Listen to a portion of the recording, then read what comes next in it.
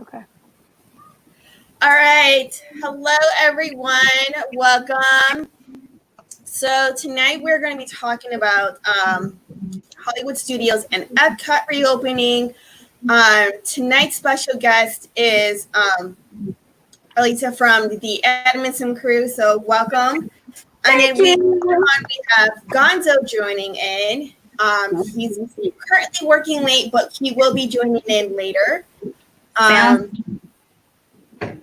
So let's all kind of go around and introduce our channels, and we'll kind of go from there. So I'll start. My channel is Life of Roxana. I do mostly Disney content, but I also do DIYs, a few cooking videos, and other things in between. And then Caitlin, you want to go? Yeah. So, hey guys, my name is Caitlin. I am part of Make It Blue, a Disney adventure. My channel is mostly Disney content, but I also make college program content since I was a former CP alumni, as well as doing videos based on my disabilities, which was deaf in 1 year, autism, and ADHD diagnosis. Emily. Okay, it's on me. Oh, no. Emily, you can go. Emily. I'm here. Am I big yet? My phone is No, very we're just laggy. going around. I'm sorry. Oh, We're just going around. I am Emily at Miss M&M. Most of my YouTube content is Harry Potter and Disney related. Sometimes you'll see like a random Bath and Body Works or like a Walmart haul, which I just did a YouTube video on that, so please feel free to check that out. I recently hit 500 followers on Instagram, which I was really not expecting.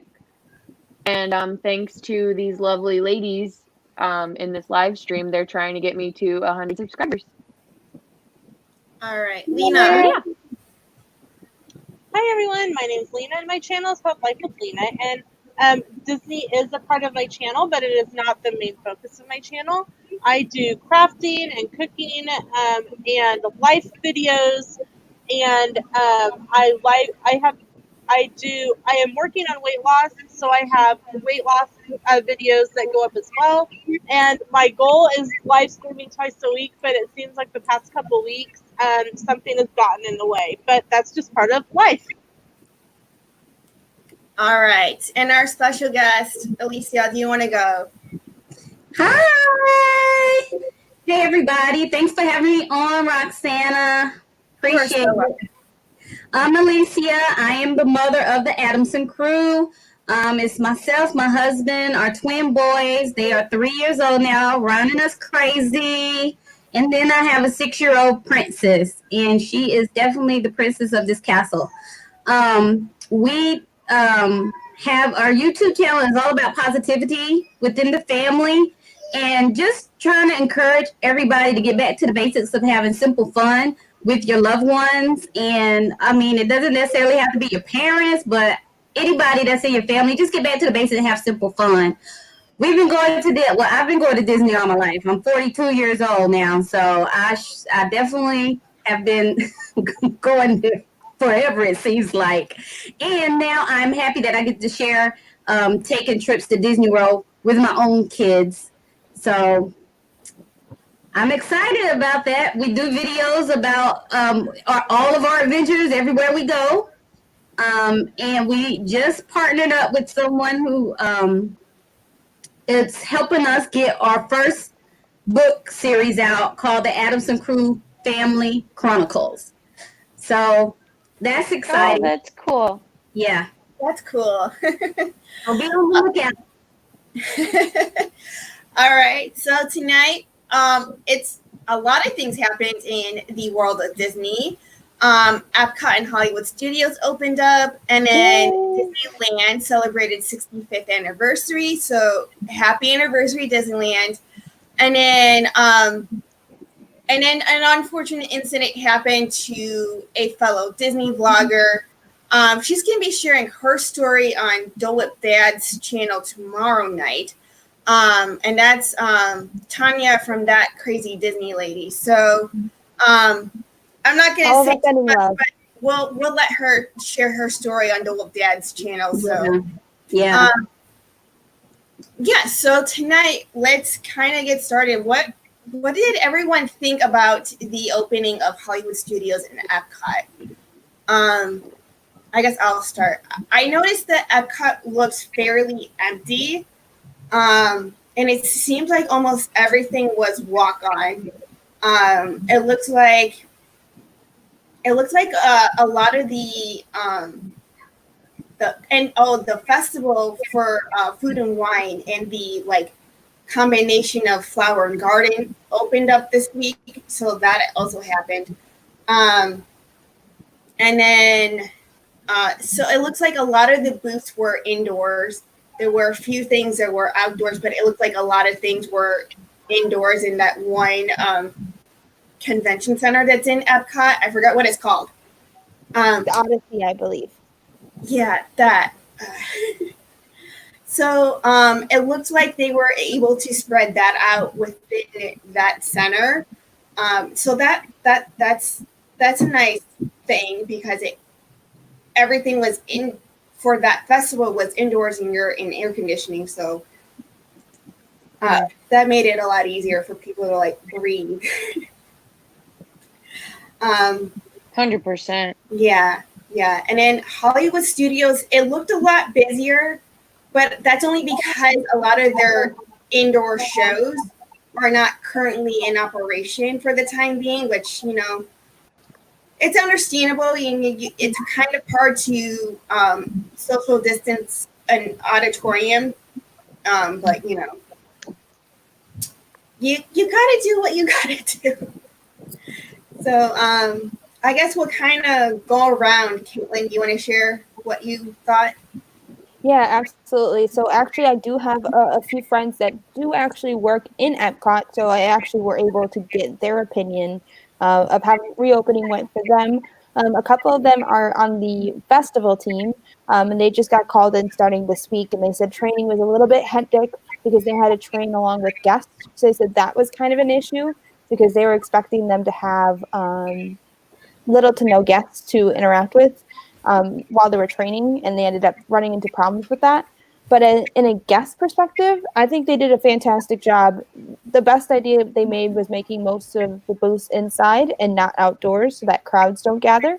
And the cavalcades they've been doing at both Hollywood Studios and Epcot have been awesome, with the princesses over in Epcot and as well as the Pixar characters in Hollywood Studios, as well as appearances by Star Wars characters in Galaxy's Edge. I think they made up for the fact for a lot of things that we currently can't have right now. Yeah. I am disappointed though, however, in Epcot with how many things went down because of the weather. But obviously with weather things that have gone down, you can't really expect changes on that at that point. But in my opinion, they did a fantastic job. I think if they continue going on it, the biggest concern is Hollywood Studios because of the attendance and everyone wants to ride Rise of the Resistance. Yeah. So as long as they keep capacity in mind and safety in mind, I think that'll leave us in a good space. Yeah. Alicia, do you want to share what your thoughts? Well, I mean, of course, I haven't been. I'm trying to keep the little kiddos in, but just from what I see and living through other people that's at Epcot and Hollywood Studios where I want to be, it seems like from a guest perspective that they're doing fairly well. I like the dividers. It looks like it's a little snug in there when you're going through the lines and everything like that. And then they have the plexiglass there. Yeah. I definitely see the difference in crowds. What I see, it makes me want to go there because I'm like, oh, it's very safe. I mean, you get like one car, two people on a ride, maybe the short line wait time, and then the plexiglass and everything like that. So, I mean, it looks and it's very tempting to just want to be there. I think they did a good job staggering, opening Magic Kingdom and Animal Kingdom one time, staggering and let crowds come in that way. So so all the parks are not like, at one time, and then not be a good start for everybody. So I think they did a good job opening up, and I do wish I was there, but I mean, with the babies, I haven't even taken my babies to Epcot or Hollywood Studios because most of their rides are at the other two parks. But I do plan on taking them there. And this year was going to be the year we definitely went to Hollywood Studios, but because of the things that's happened, But just from what I see, it gives me a lot of hope for the future unless something else shuts everything back down. Yeah. Emily, you want to share any thoughts? Sure. I'll add my my piece of information on this. I don't know what I'm saying. Just stop me. So I'll admit I was not prepared for this because I completely forgot about our live stream, and I apologize. Last minute sleepovers and everything. Anyway, I think it is. I'm going to reiterate what I said in our last live stream. I think it is great how Disney is going about keeping everybody safe and actually really taking the necessary precautions to make sure everybody has a good time in the parks, as well as they're staying safe and, maintaining social distancing and everything like that. As far as what are we talking about? We're talking about Hollywood Studios and Epcot, correct? Yes. I assumed there would be more crowds, but as you guys have seen from videos and other sources, and you actually did your homework, unlike me, that it's not as busy. But I assumed with Food and Wine and Flower and Garden actually opening back up that people would, flock down there more, but I guess not. Yeah.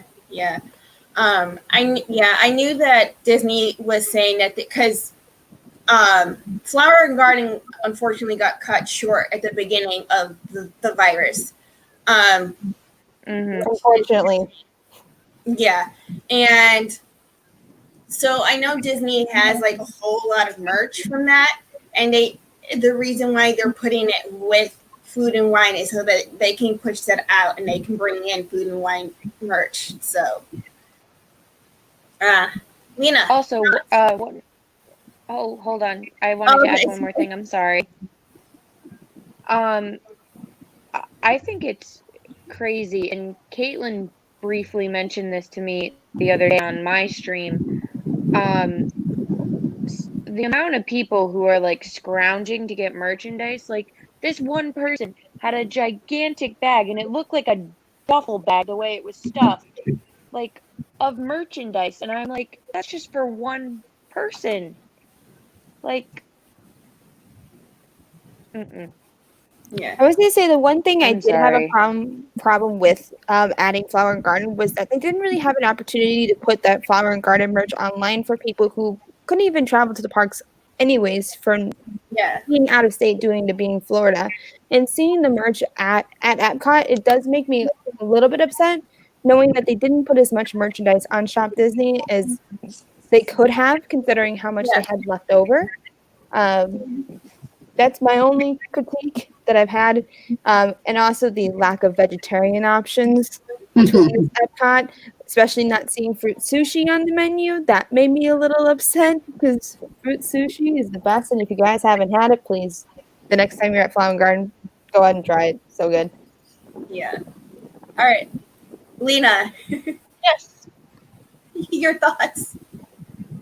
Well, in comment to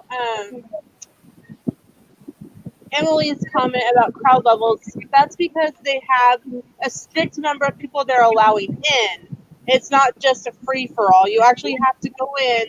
Even if you have a ticket, you have to reserve what park you're going in. Excuse me. And you have to digitally sign a waiver stating that you understand that you are potentially coming in contact with someone who's been exposed or whatever. So even though they're open, they're still not going to draw tons of crowds just because there's not this massive amount of people that's allowed in. Yeah. I think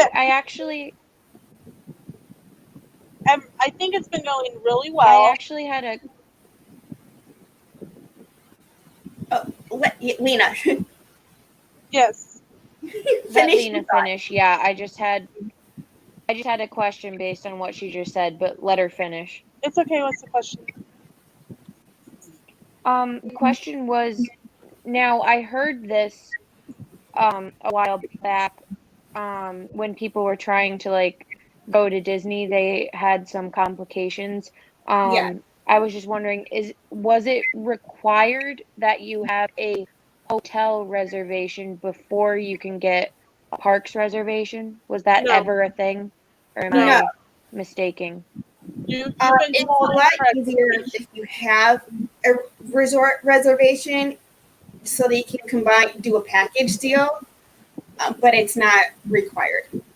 They did that in stages. Okay. So when the reservation system opened, they opened it in stages. So they did it based on who had tickets before, annual pass holders, anyone with resort stays through the end of this year. And then they opened it recently for those of them that have resort reservations starting in January. And how does that play out for people who don't stay on property? Because I know some people don't stay on property.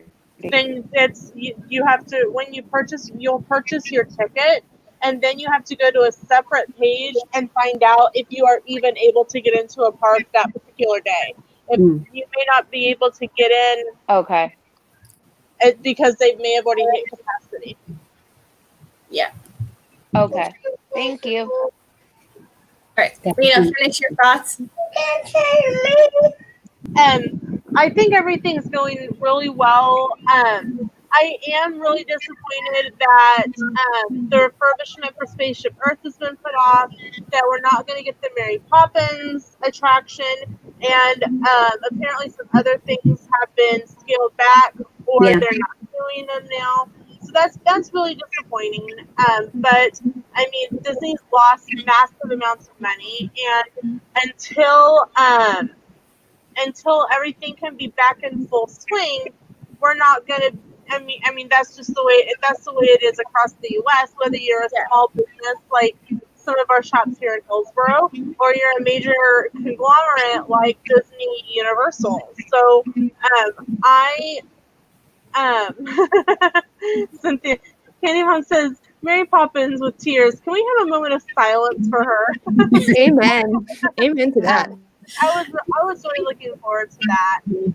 I think that all things considered, I haven't heard of anyone trying to get in that didn't have a reservation. So that's a positive thing. People are playing by the rules, as far as we know. And overall, I think it's going as well as it could be expected to. Yeah. And then to those of you who are just now joining, welcome in. I see you guys popping in. I just haven't had a chance to say that yet, but welcome. And like Candy Mom said, don't forget to hit the like button and share this stream out. So yeah, and then today I was watching My Disney World Fix, his live stream, and it looked like the attendance for Hollywood Studios have gone down. And it's only because the weather that Florida is experiencing today. So actually, pro tip, anytime weather like that happens in Florida, that's the best time to go to the parks. Because everyone pretty much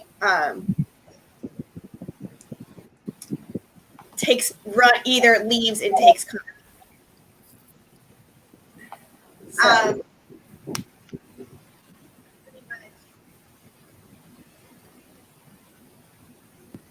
Sorry, guys. I hit a button. Okay.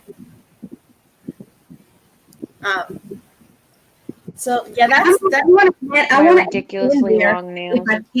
If I can, to what Lena was saying, I think that Disney as a whole that it's best to hold off on some of the things that they were going to do anyway. Because I don't think bringing in anything, rebuilding anything, retheming anything, I don't think any of that needs to take place now. I think a lot's going on now for adjustment as way of just the guests adjusting to the different policies, adjusting to the capacity that they hold, adjusting to the number of people that can go on a ride. I mean, the social distance. I just don't think anything needs to be going on at right now. Plus, everything just opened, a week ago and this week. So I think holding off on some of those things is a good idea. Yeah. And you don't want to rush anything either. You rush it, then it's not what everything it needs to be. So take your time. Let everything get settled in. Everybody adjust the way that we can, or as normal as we can, and then come back through with all of that stuff. Exactly. You got something to say, Emily? Yes, I do. Okay. I'm glad that. What is your name? The person who was previously talking. I never caught it. Alicia. Alicia. Okay, because I keep wanting to say your channel name and I don't want to mess it up. So, I'm glad you brought up the topic, or Lena brought it up, of them retheming things, because I'm not against them retheming rides. It's just, I think with the fact that I've never been okay with change, and then you add the fact that I have I'm higher functioning on the autism spectrum, and children on the spectrum to any degree can't really handle change that well. I think it's like something that's hard for me to get used to, because I've been going to the park since I was like not even 1 year old, and I've been used to it being a certain way. So like the fact that Rock and Roller Coaster is not going to be themed as Aerosmith anymore is like really hard for me. And like Splash Mountain is going to be turned into, what is it again? Princess and the What is it Frog. being turned into? Yeah. Like that's such a cool movie, and my sister has literally been hyping me up. She's like, if they don't do Friends on the other side when you're going down the plummet, she's gonna be mad. I was going to say the one thing that I do think Disney will finish is the current projects they're still working on. Yeah. That's already been in construction for a while. So Ratatouille should definitely be the first thing that's going to get finished, because they're the closest to being done. Tron over at Magic Kingdom. Yeah. I know that construction has already started on the Star Wars Hotel over at Hollywood Studios.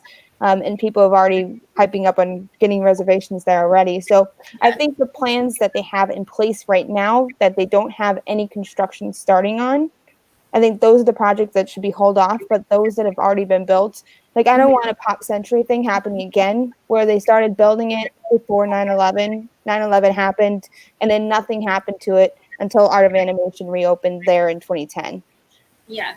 Yeah. Just for sure. It's there. I think they're in the finishing stages. So it's just the fact that because the parks have been closed for so long, funding kind of went away, because park attendance and resort attendance is how they generate most of, and it's not like the only part they generate money from. There's other parts they generate money from. But it's a huge portion of how they generate money and how they're able to fund these new rides. And it's the reason why you see ticket prices going up every single year. And anytime a new ride gets announced and it's using this high-tech technology that's never been used before, that's a reason why. Or it's one of the main reasons why. Mina, I saw your hand go up. Yeah, and I totally forgot. Oh no, That's the worst. Oh yeah, I remember. I have the brain of a goldfish sometimes.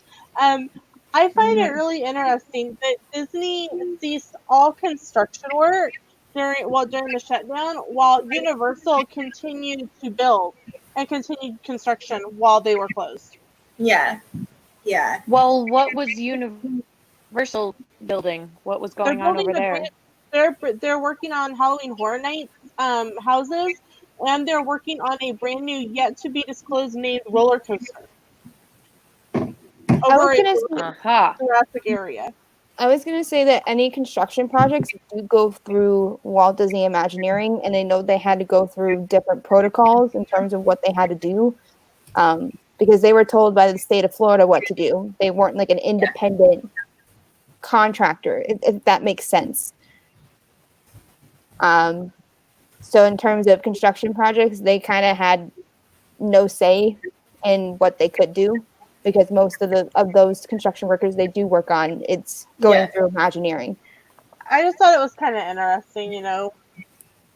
I thought the same thing, but then as Roxana probably agrees with me, like we know that cast member protocols are lengthy and they're a lot to focus on.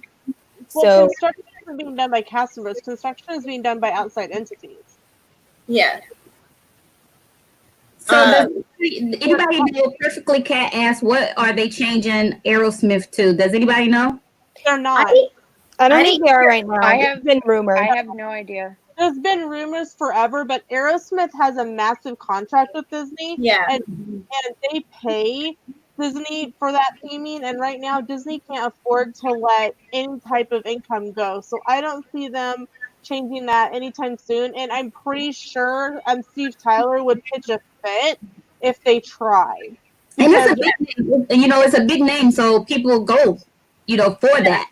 And he actually goes, and he will ride. And he pay when he's in the string of cars, he will pay for the ride photo for anyone who is in the car with him. Yeah. And he'll sign it for him. He is a draw, and and if you hear him when he goes, "This is my ride," and so that isn't going to be changing anytime soon, because It's like John Stamos, and probably Roxana knows what I'm talking about, because John Stamos is one of those celebrities who goes to Disney so much. Like you see him all the time. Cast members know him by name, except me, because most celebrities avoid Disney Springs at all costs. And the one day it was gone, they had Oprah and who else? Oprah, and there was another one. Whoopi Goldberg was in our store. One day I called out, and then a couple YouTubers the next day I called out. I'm like, the one time Disney Springs got people. Yeah. Steven Tyler pays a huge chunk of money for Rock and Roller Coaster because they're using their music. Yeah. And they're under contract with Aerosmith, so there's no way Rock and Roller Coaster will get rethemed to something different. There have been Cargo. Hey, Cargo. Hey. Hi, Cargo. There for the longest time there were rumors about Hannah Montana. Then there were rumors about the Jonas Brothers. That's only because it was the younger generation they're trying to get on. Because Steven Tyler pays a huge chunk of money to have his music being played on Rock and Roller Coaster, I don't see them retheming Rock and Roller Coaster anytime. And wouldn't the label that Steven Tyler, because I think he went through his own label, if I'm thinking correctly, or is it independent? I think he went through his own label, if I'm not mistaken. I was going to say, if something they did that label would be striking it down immediately on top of anything that they were to do, because those labels can have the power to do that if they already have agreements in legal. That's why they have legal people just for Disney for everything. Yeah. So I think there's just a whole bunch of a lot of Rock and Roller Coaster has had rumors for years. It's been the same for the Muppet Show, the Muppet Vision 3D. It's also had rumors for years. Yeah, Emily. Yeah. I just wanted to say I didn't mean to make that sound like it was a definite thing. I Yeah. just heard rumors and I didn't know if it was true or not. And you and you, Roxana, and Caitlin and Lena would know a lot more than I would because you guys used to be, cast members, and Lena, you're a travel agent, I so was like, I've you never would been a know. cast member, sorry. I was gonna say when No, I was getting to my point. you can be excited about the rumors, you could be sad about the rumors, but until Disney confirms it, whether it's through Disney D23 Expo, that's the biggest news that they'll drop. And I was actually pretty disappointed with what they did with parks. I thought they were going to do a lot more. But whether you don't get the official word until it goes through Disney. Yeah. Because you could have a permit go through, they could have something going happen. For example, the Brazil Pavilion in Epcot, that's been rumored for years, and we've saw permits for it, but Disney has not yet announced it, and that's because these things take forever time to put together. So you can read those rumors, you can still react to them, Yeah. but until it's confirmed by Disney, nothing is in place. Yeah. Just be Okay. be very Thanks, cautious guys. with those rumors, just because there are a lot of news sites that report on false news, and that's one of those things. So just be cautious. That's all I gotta say is be cautious. And then when it comes to World Showcase, the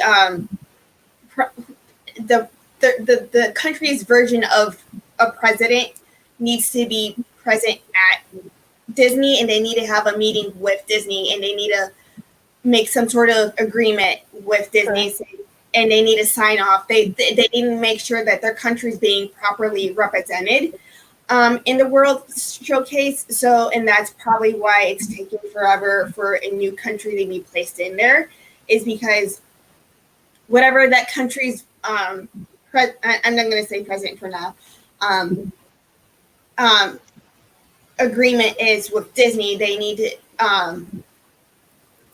have that contract signed and finalized. I know with like Morocco, their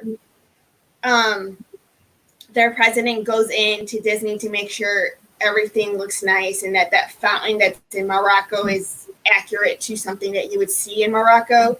So that's another reason why with the current travel bans within countries, it could be years until something does even happen. So, Lena.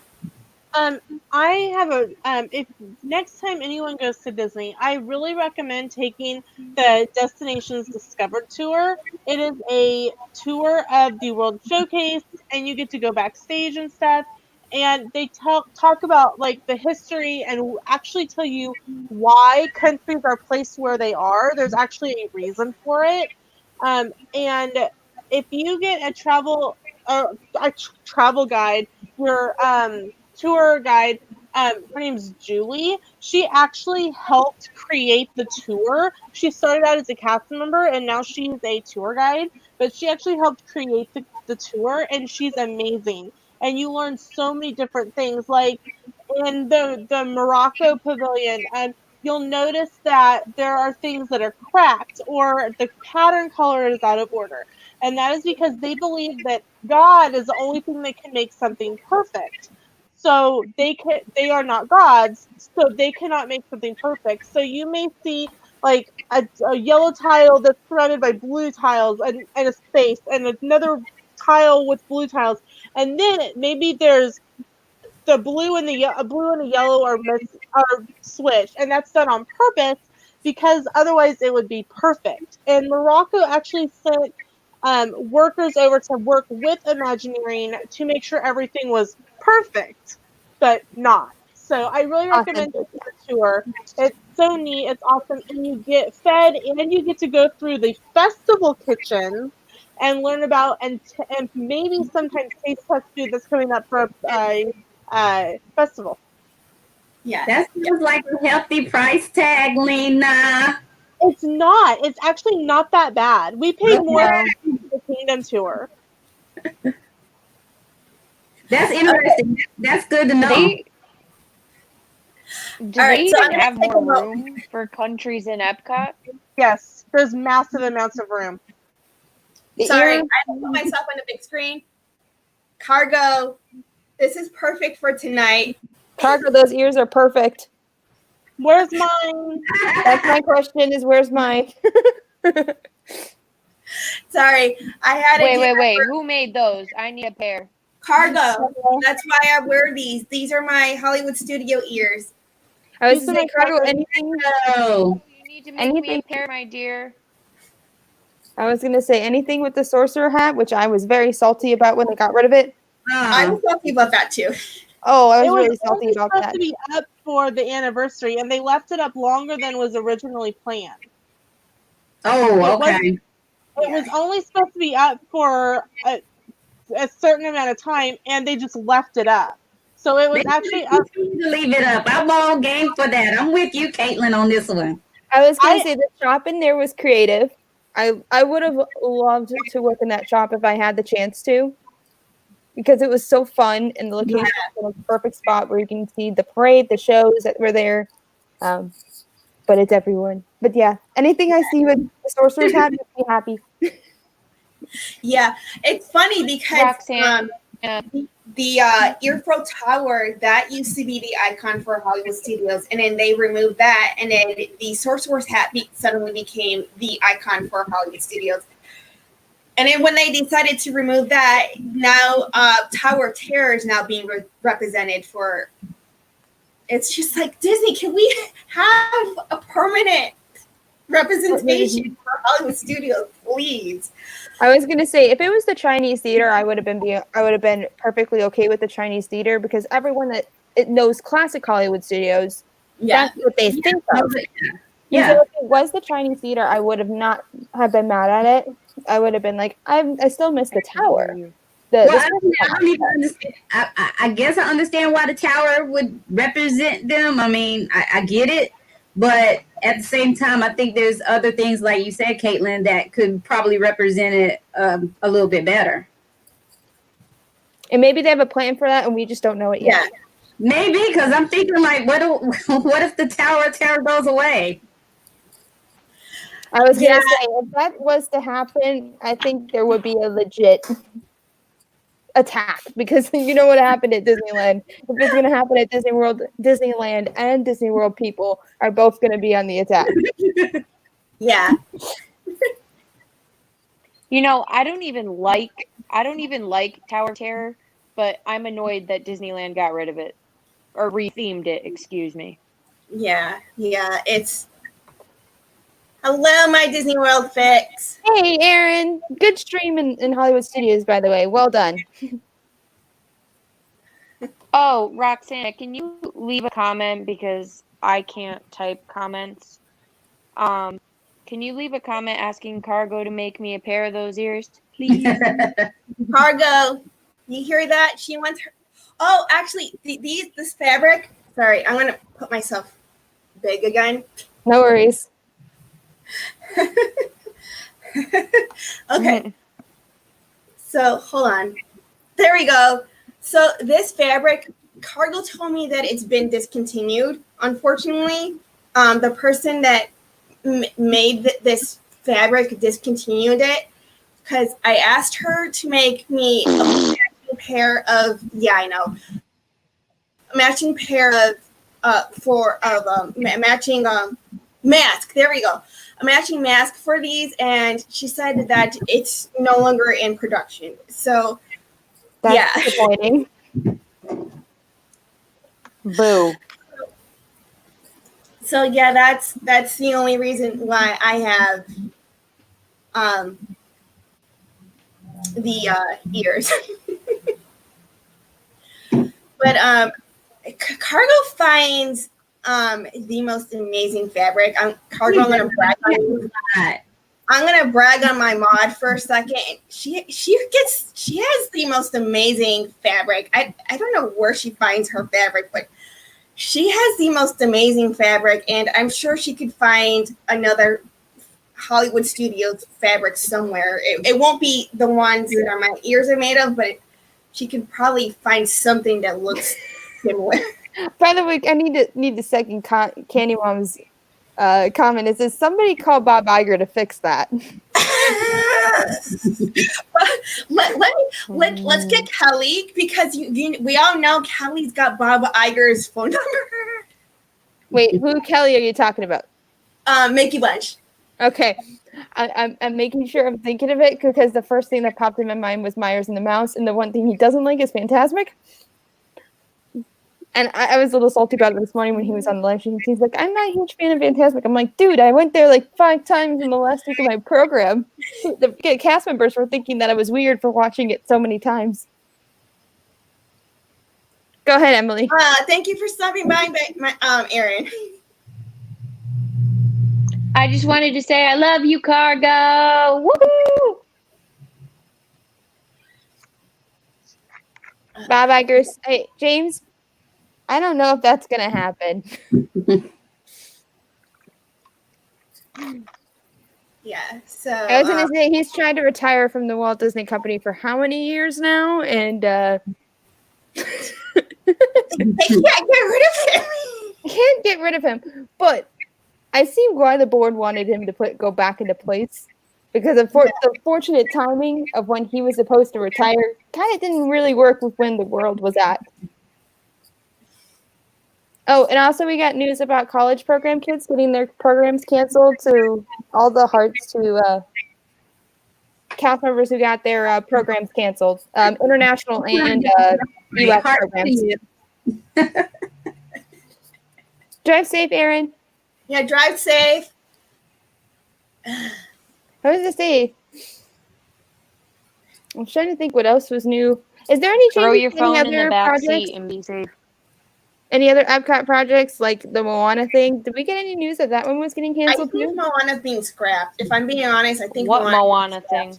They had a Moana walkthrough, which I thought would have been really cool, really fun. Would have been like a kind of a different take of how Innovations did their thing. I haven't heard anything else of it, so I haven't heard anything about it. I thought it was an interesting concept when they came out with it. People were confused, but I loved the film. I loved what it represented. Oh, I love the film. My husband loves the film. We catch him watching Moana a couple of times. Yeah, Moana's a great film. And actually, the water, they said it took I think they said about 1.5 years to develop how the water was animated, which is amazing. Wow. Go ahead, Emily. Yeah, go ahead.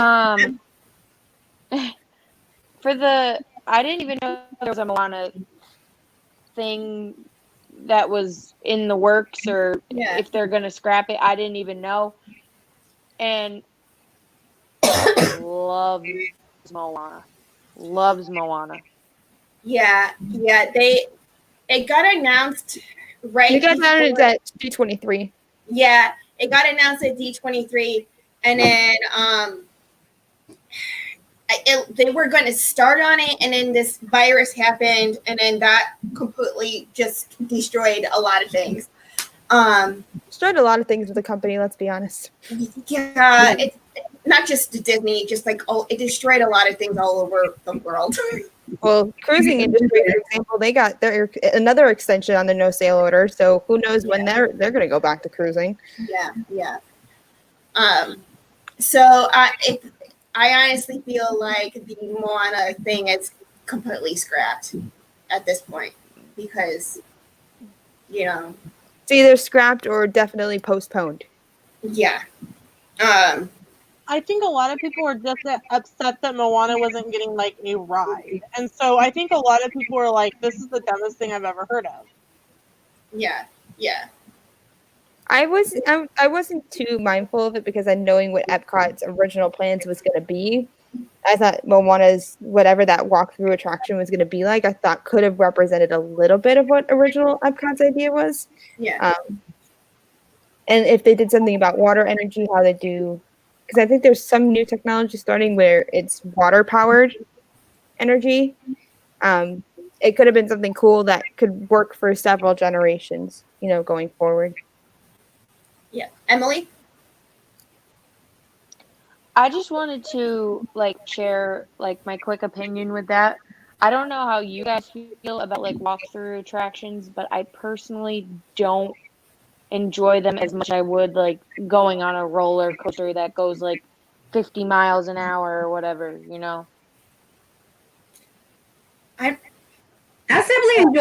simply enjoy those things like the walkthroughs, the sit downs, the the movie things. I take them as a break from walking around and the hype of everything. I use those as a break, but I also enjoy them because I get a chance to sit down and actually see what it is. I mean, not to bring in the Magic Kingdom, but like the the Carousel of Progress. It's one of those things that it's a breathtaking. You sit down and you take a breath and you just breathe a little bit. It's one of those kind of things, but at the same time, you get to see what it's about. So, I mean, I enjoy it, but if I didn't take breaks, then I probably wouldn't know what those things were about. I'm gonna be honest. Lena, I know you had your hand up. Yes, another great tour. Lena goes first. Another great tour in Epcot is the Future World, Undiscovered Future World tour, and it actually talks a lot about what Walt's ideas for Epcot was and how we got to the Epcot we have today. Yeah. I love it, James.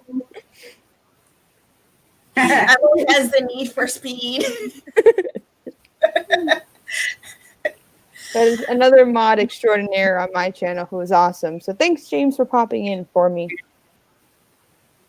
I say I enjoy both. As somebody who went to the parks nonverbal, not talking, those non-interactive rides were a good thing to have. People Mover and Carousel of Progress were two of my favorite attractions from the start. Like Carousel of Progress, I hope that they never take that away because it's something that Walt created himself. And I know that things are going to have to change in the end, but something as how futuristic Carousel of Progress was at that time of when they built it is something that's kind of incredible. And no matter how many people bash it, you can't bash history. And so anything I think is fun. I can't wait for the trains to come back. The train at Magic Kingdom is one of the best ways to transport around the park.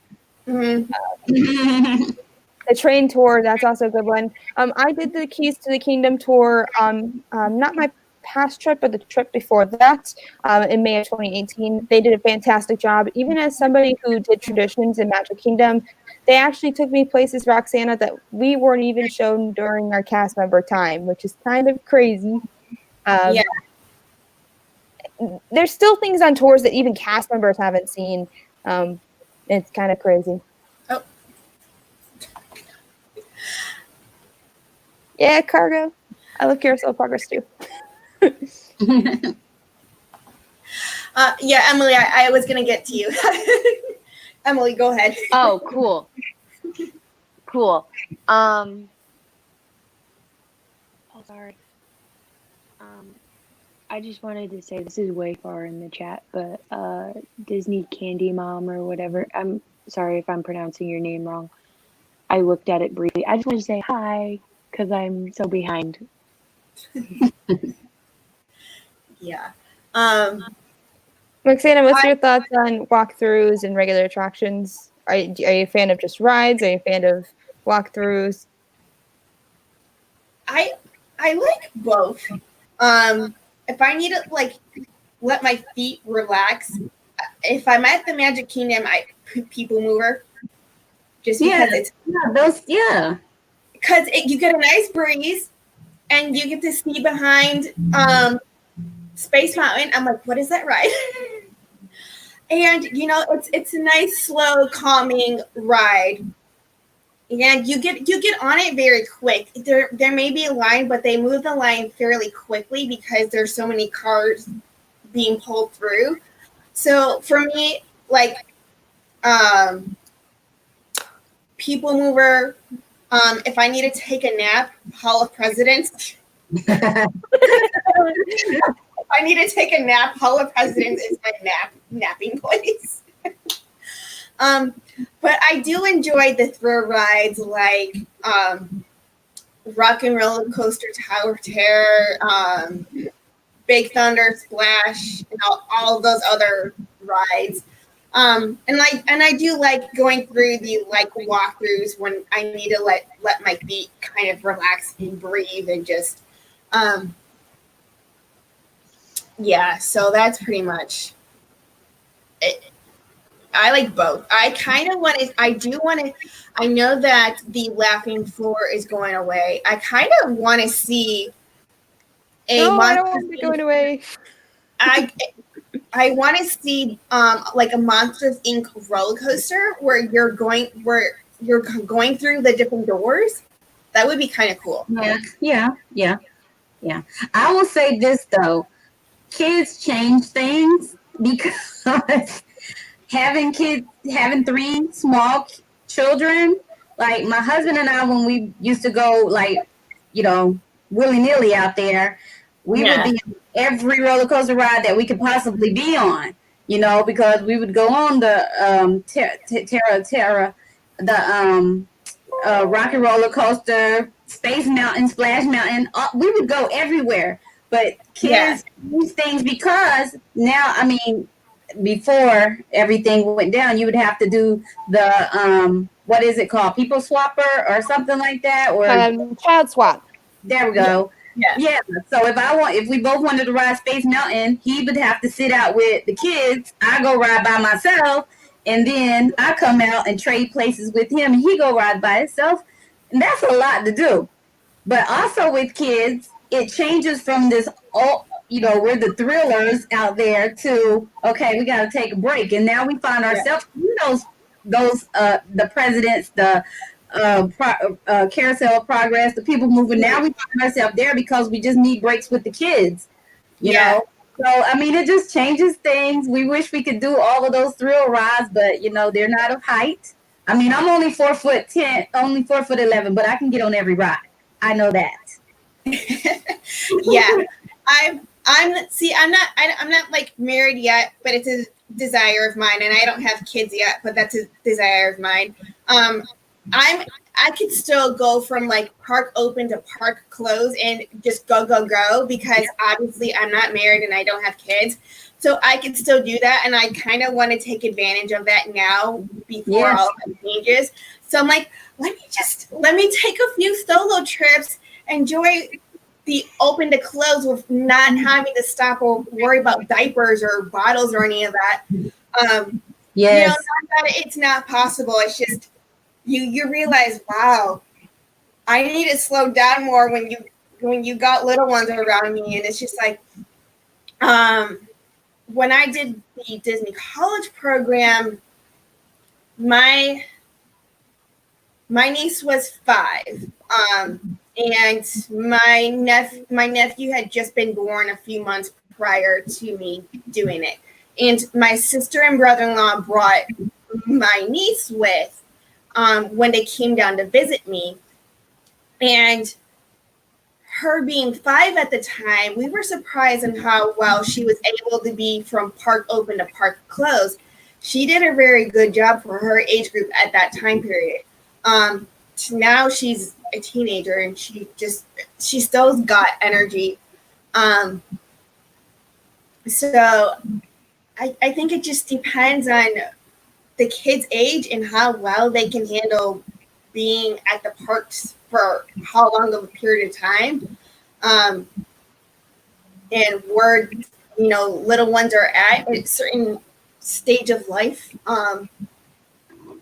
So I got to experience going to a park with her when she was 5, and I'm sure I'll get to experience going with her again now that she's a teenager.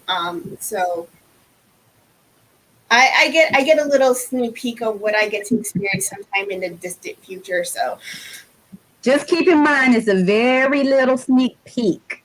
Nothing compares to when you have them right there. So as of right now, Roxana, you go out there and be great girl, okay? I was gonna say my park going experience was obviously affected because a lot of times my special needs things got in the way. So a lot of my park going experience was very similar to what you would be like, Alicia, when it comes to having kids in the park. Sometimes we would only have to spend a half a day in the park, because if I spent more than a half a day in the park, sometimes I would have a major overstimulation attack. And my mom obviously didn't want to put that on any cast members. They didn't want to put that. And you take it at the speed you want to. Growing up, I didn't go as much in the parks during the day, from open to close, but as I got older, you kind of built up to that. So everyone goes to Disney different. Everyone experiences different things at Disney, whether you're a college program guest, a child, everything acted differently.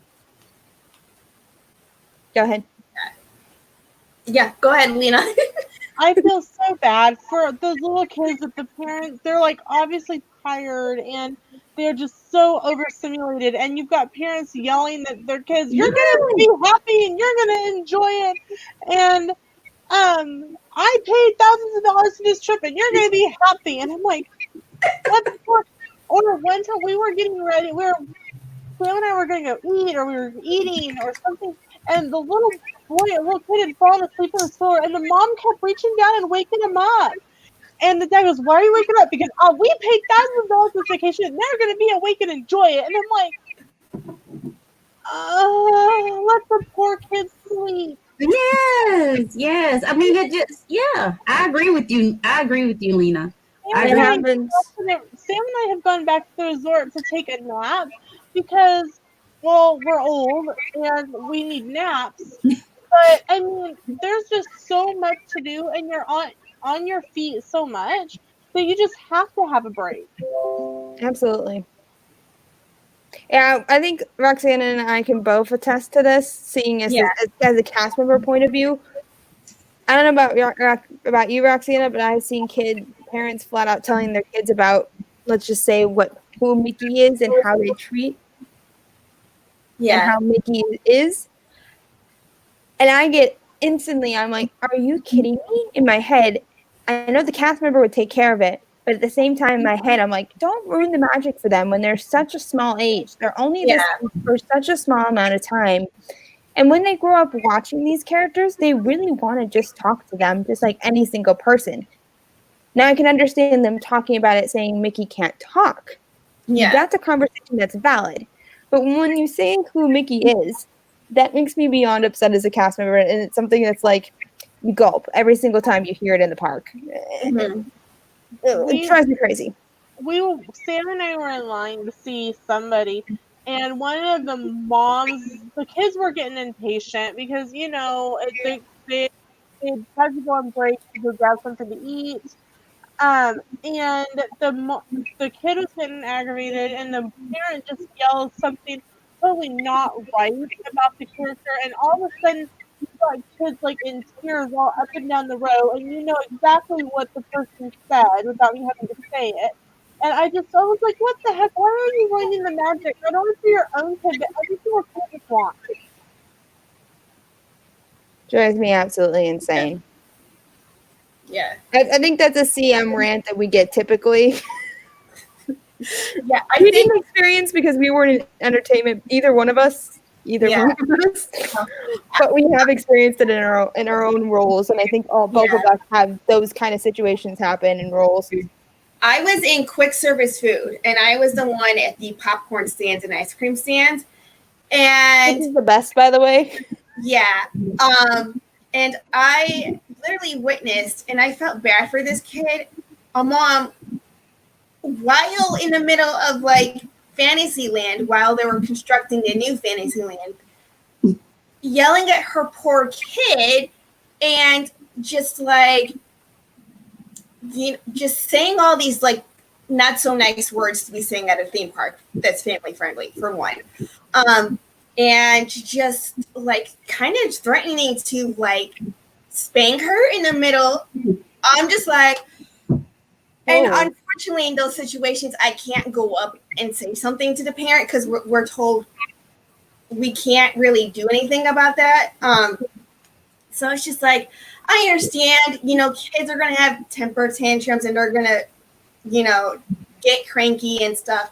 And if you need to punish your kid, there's a right and there's a right way to punish your kid and there's a wrong way to do it.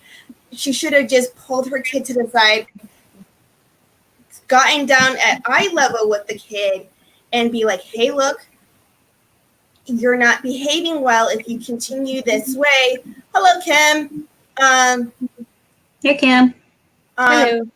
Continue on, not acting nice, and we'll just head right back home. I think that would have been like a better thing to do versus just flat out yelling at the kid and threatening to give a spanking. Like, I was mortified when I witnessed all of them. Like, there's no way my parents would have done that to me. So we all have that. Merchandise, you kind of got it all. Yeah. You have the parents that are extremely mad at you because the prices are way too high, and I tell them, I'm not the fairy godmother. I didn't create the rules. You can contact Mickey and let him know why things are so high. And then you get the kids that are sad because they can't buy it because the parents can't afford it. And those are things that I get heartbroken a lot. And then you have the kids that pull on my pin lanyard. Yeah. That can possibly injure myself, and it's a safety hazard. I get that. And then I also have adults who stare at me with my pin lanyard on, staring at me, and I'm feeling like I'm a creep at that point. So I've gotten it all. And I've also had a guest call me out for faking my disability on stage in front of everybody. So I've gotten it all. Nah, no good.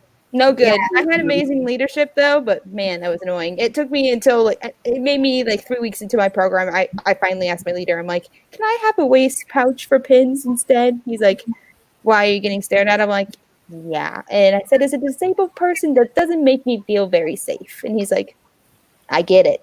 Here you go. Yeah. Yeah. One of my old roommates for the DCP told me that she was playing at the parks. It was her day off, and a guest went up to her, saw that she was wearing her personal lanyard with pins on it, and could tell that the guest could tell that she was a cast member that was at the parks on her day off, and then went up to her asking to pin trade. She politely declined, saying, no, I am not pin trading right now. And he was like, well, you need a pin trade. I know you're a cast member. No, my friend was at the parks on her day off as a regular guest, and she was in regular clothing, so she had no obligation to be, and she had her personal pin lanyard that she purchased herself with her own pins from her personal collection, so she had no obligations to, at that point, to pin trade. So that's another thing that guests need to know. If you see a cast member that's at the parks that's on their day off, and you can tell they are a cast member, let them enjoy the day. They are there to enjoy the park the same as you and I are there to enjoy the park. So it's really annoying. And then security automatically, Roxanne, you get this a lot. Security automatically knows when you're a cast member and you're not. Yeah. Regardless, and your time was right when the magic bands were introduced. Mm-hmm. So did you use your main entrance pass, or did you use your magic band? I used my main pass because magic bands weren't invented yet. They weren't a thing yet, so I had to use my main pass. And I know that guests have had issues where they would ask you like, "Hey, are you a cast member?" Because they would see this different pass and they'd be like, "Is it special?" Yeah, like they didn't have the little tap things for, because I was there in 2010 and that still wasn't a thing yet.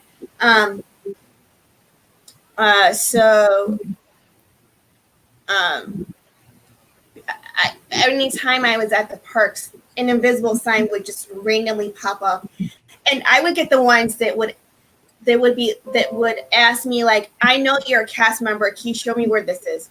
And it's like, oh, my day off. And then because I would be with my other roommates, and they would what it would be is they would catch us doing the famous Disney point. Yes. Yeah. Hashtag So it's finger like point. here. Which way do we want to go? Do we want to go left or do we want to go right? So like even on our dates off, we would do that famous Disney point. So it's just like, oh, bad. And you get used to it when you get home. I've never gotten rid of that habit, and I've been home for so many years. So that was the one thing that would give us away was doing the famous Disney point. That and then your main entrance pass was a big giveaway. So like, and because my main entrance pass was, I had a like a clip-on cast member ID holder for my entrance pass.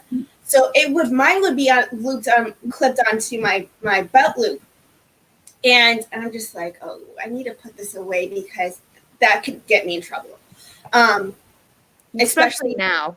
Yeah, especially since if I'm at a different park and a manager from a different park sees that it was out, they would be like, okay, so what park do you work at, or what resort do you work at? And that would have instantly gotten me in trouble. It's like, I can't afford that, so I had to quickly hide it in my pocket.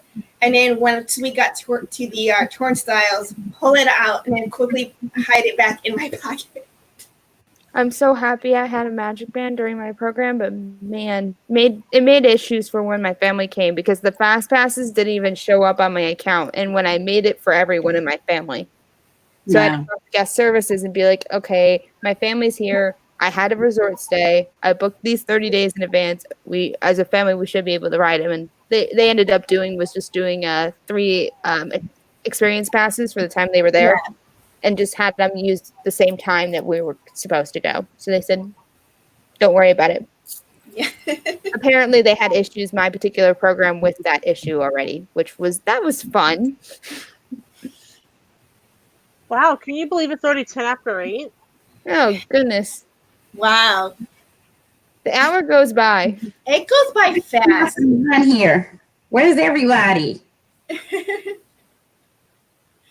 So, usually, I don't know where Gonzo went. I think he got stuck at work. Yeah, he got stuck at work. So maybe we can give him a video option. Well, I have a quick question for the people that were cast members. So I know Lena is a travel agent, but Caitlin and Roxana, you both were cast members, or Caitlin still is?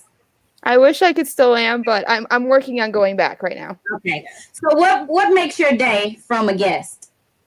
Saying thank you. Honestly, saying thank you does wonders. And when I got a cast compliment, during my time, that was an applausogram, and I got that from a guest. That did wonders. And then that was I rock bottom during my program too. So just getting that one recognition, whether it's from saying something to a manager or a leader on property, or just saying thank you and just doing something simple like that, it does wonders. Especially with how much we've been getting yelled at, and it gets worse every year. All of my Disney Springs cast members are going through absolute trash of how people have been treating them. A lot of them aren't wearing masks at Disney Springs, and they're putting the excuse of medical conditions, and they can't sacrifice it on any of them. And it sucks because this is not even all the staff right now. They've only been hiring coming in with full-time cast members and at their seniority, which is like how long you've been with the company. So if you've been with the company the longest and you're full-time, well, you got called in first. Yeah. There's no part-time that has been called in. So everyone that you've been interacting with in the parks right now have been full-time. So it makes me feel sad that the ones that have been there the longest are the ones that are truly suffering because of what guests have been doing them. Kindness and being patient with them, especially right now, because everyone's been going through this together. This is new for everybody. Yeah. I agree. Yeah. Yeah, I gotta agree with Caitlin. I know. So, I don't know if you realize, but everything on StreamYard, Alicia, is flipped around for us. But when you get a point, it's Wait, to my left, which is right. that's Lena. And you're like, Um, so I gotta agree with Caitlin. A simple thank you is a nice. When I did the college program, we had what was called fanatic cards. So you go to guest relations and you would take the first name of the cast member and you write down their location and you be like, I want to fill out a fanatic card for, say, Caitlin, as an example. And you put down, okay, she was in merchandise, and you'd say whether if it's Magic Kingdom or Disney Springs or whatever. And you just writing on how, like, she went above and beyond and stuff. And that's that helps. But not only does it help, but it helps gets us recognized by our managers and coordinators. And different areas have different ways of like rewarding cast members. So the more you get, the different like rewards you get from your coordinators and managers. I literally had, and this literally got me like emotional. I literally had a little kid walk up to me and just like give me a hug. I'm just like, I'm not crying. No, I had that happen too, and the mom was asking why when the little girl hugged me, and she's like, I think she had a bad day, and I think she just needs to get a hug. Yeah. What's crazy is that most of the kids recognize when we have a bad day better than the parents and the adults do. Yes. Yeah. But actually, Alicia, this is actually a really good example because this is the one I received. This is actually one of the last paper that we've ever received. Most of them now are either an individual card we get from a coordinator or a leader, or that sent via Twitter and they print it out for us. Okay. But this is what it looks like.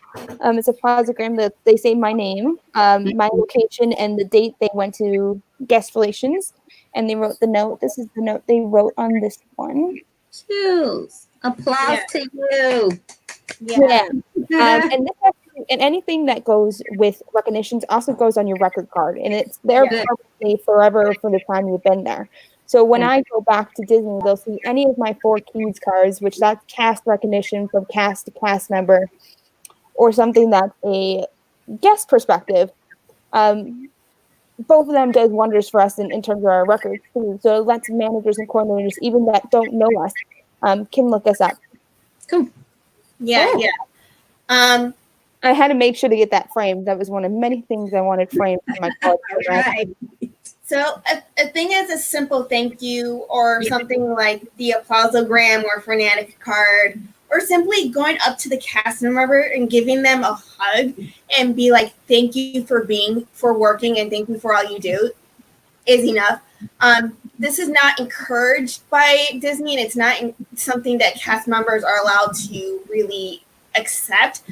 But small little gifts like, hold on just one second. I was going to say, you can ask if a leader, so if you guys don't know the difference between a leader and a coordinator and a regular cast, well, cast member will be in a normal costume. A coordinator will be typically wearing the same pant as the costume, but the top will be in a white top, and they have a coordinator tag right next to their actual tag. And then a leader is in full business wear, but their name tag at the correct side of all of us. And so if you have something you want to give to a specific cast member that you see in the park, ask them and just say, hey, I have a cast member here that did wonders for our family. We just want to give them something small, like a piece of candy or a bracelet that we make ourselves.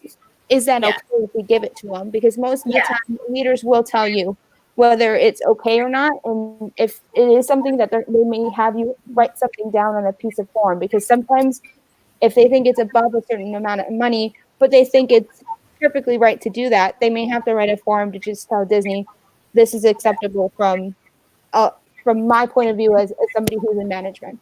Gotcha. Yeah. So something small like this, sorry, I see it. is acceptable for non-tip cast members.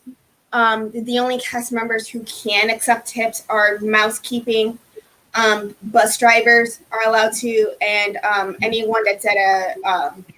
I would say bus drivers. I think they changed during my program. You can't do bus drivers anymore. Okay.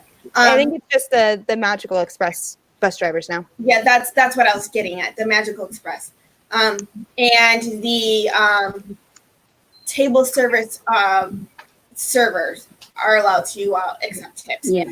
Okay. There have been people that have tried sneaking a tip by shaking their hand and having like money in their hand.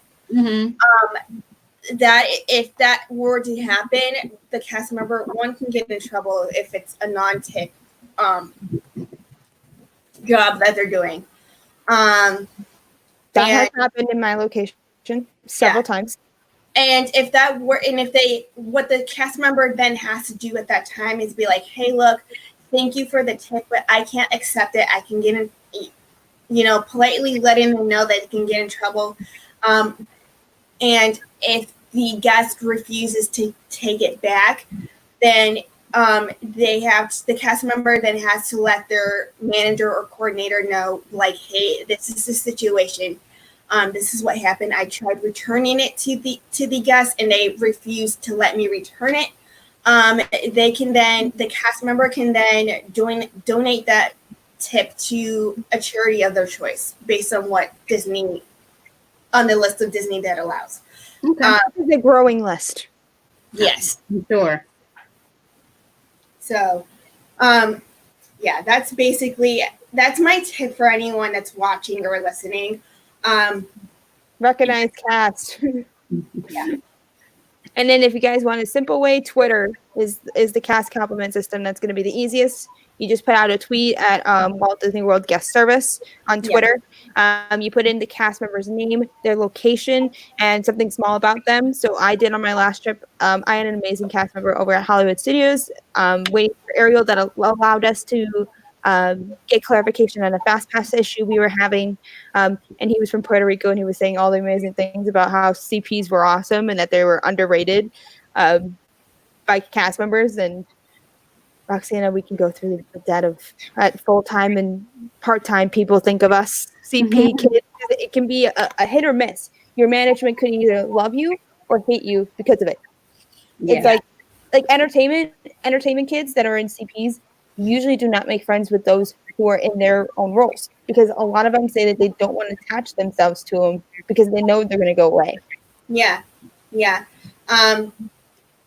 So the reason why you don't see people in entertainment, so the ones that are characters, for a very long period of time is because they get aged out, according to Disney. So someone in their 30s will be considered aged out, even though they're still relatively young. So they do get rotated out a lot, and then if they get the characters then get given an option to either go transfer or do something different within the company, or just completely leave the company. And a lot of them choose to leave the company just because entertainment's tricky to the transfer roles anyways. Or sometimes they like, hey, we have an open position outside of entertainment. If you want to give this a try, you can. But a lot of the times, the cast members portraying the characters typically opt out and decide to leave the company. So because they're being aged. I was going to say entertainment's just a tricky role in general. There's a lot of things that are kept secret between even entertainment and regular cast members. And I think Roxana can agree with me on that. Sometimes they do have to go under written contract. It's going to be them. And then guest relations and VIP tour guide. Those are pretty much the two top secret roles that do happen. And if right now with Disney World starting Club 33. I'm sure those rules do have to sign a contract too. And they could get in trouble if they even say one piece of information that is on that NDA contract. Yeah. Like if I were to go to like Disney and I were to go to an audition, and let's say I get the role of Belle, for example, I'm not allowed to say anything on any of my social media platforms that I am Belle. I can say that I am friends with, but I can't post pictures of myself in costume as Belle. And it's really impossible to take a picture in those costumes anyways. Yeah. And I can't show anything backstage. And if I were backstage is a big no-no. Yeah. And if family or friends, yeah, I see you, Lena. If family or friends know that I am friends with Belle, and they take a picture with me as Belle in the costume, they cannot tag me in any photos. Wow. Yeah, they can say they visited me, they visited Belle, but they can't tag me because that would get that cast member fired. It would expose you. Yeah. It would character integrity is what it's called. Yeah. Lena, go ahead. I saw. When we were on one of our backstage tours, somebody started to get their phone out to take pictures of, like, they were getting ready to practice for the Festival of Fantasy Parade, and our tour guide came and said, "I'm sorry, you can't take a picture back here." And they're like, "It's just a parade float." And they're like, "You can't take pictures backstage. Cast members aren't even allowed to have their phones out in this area."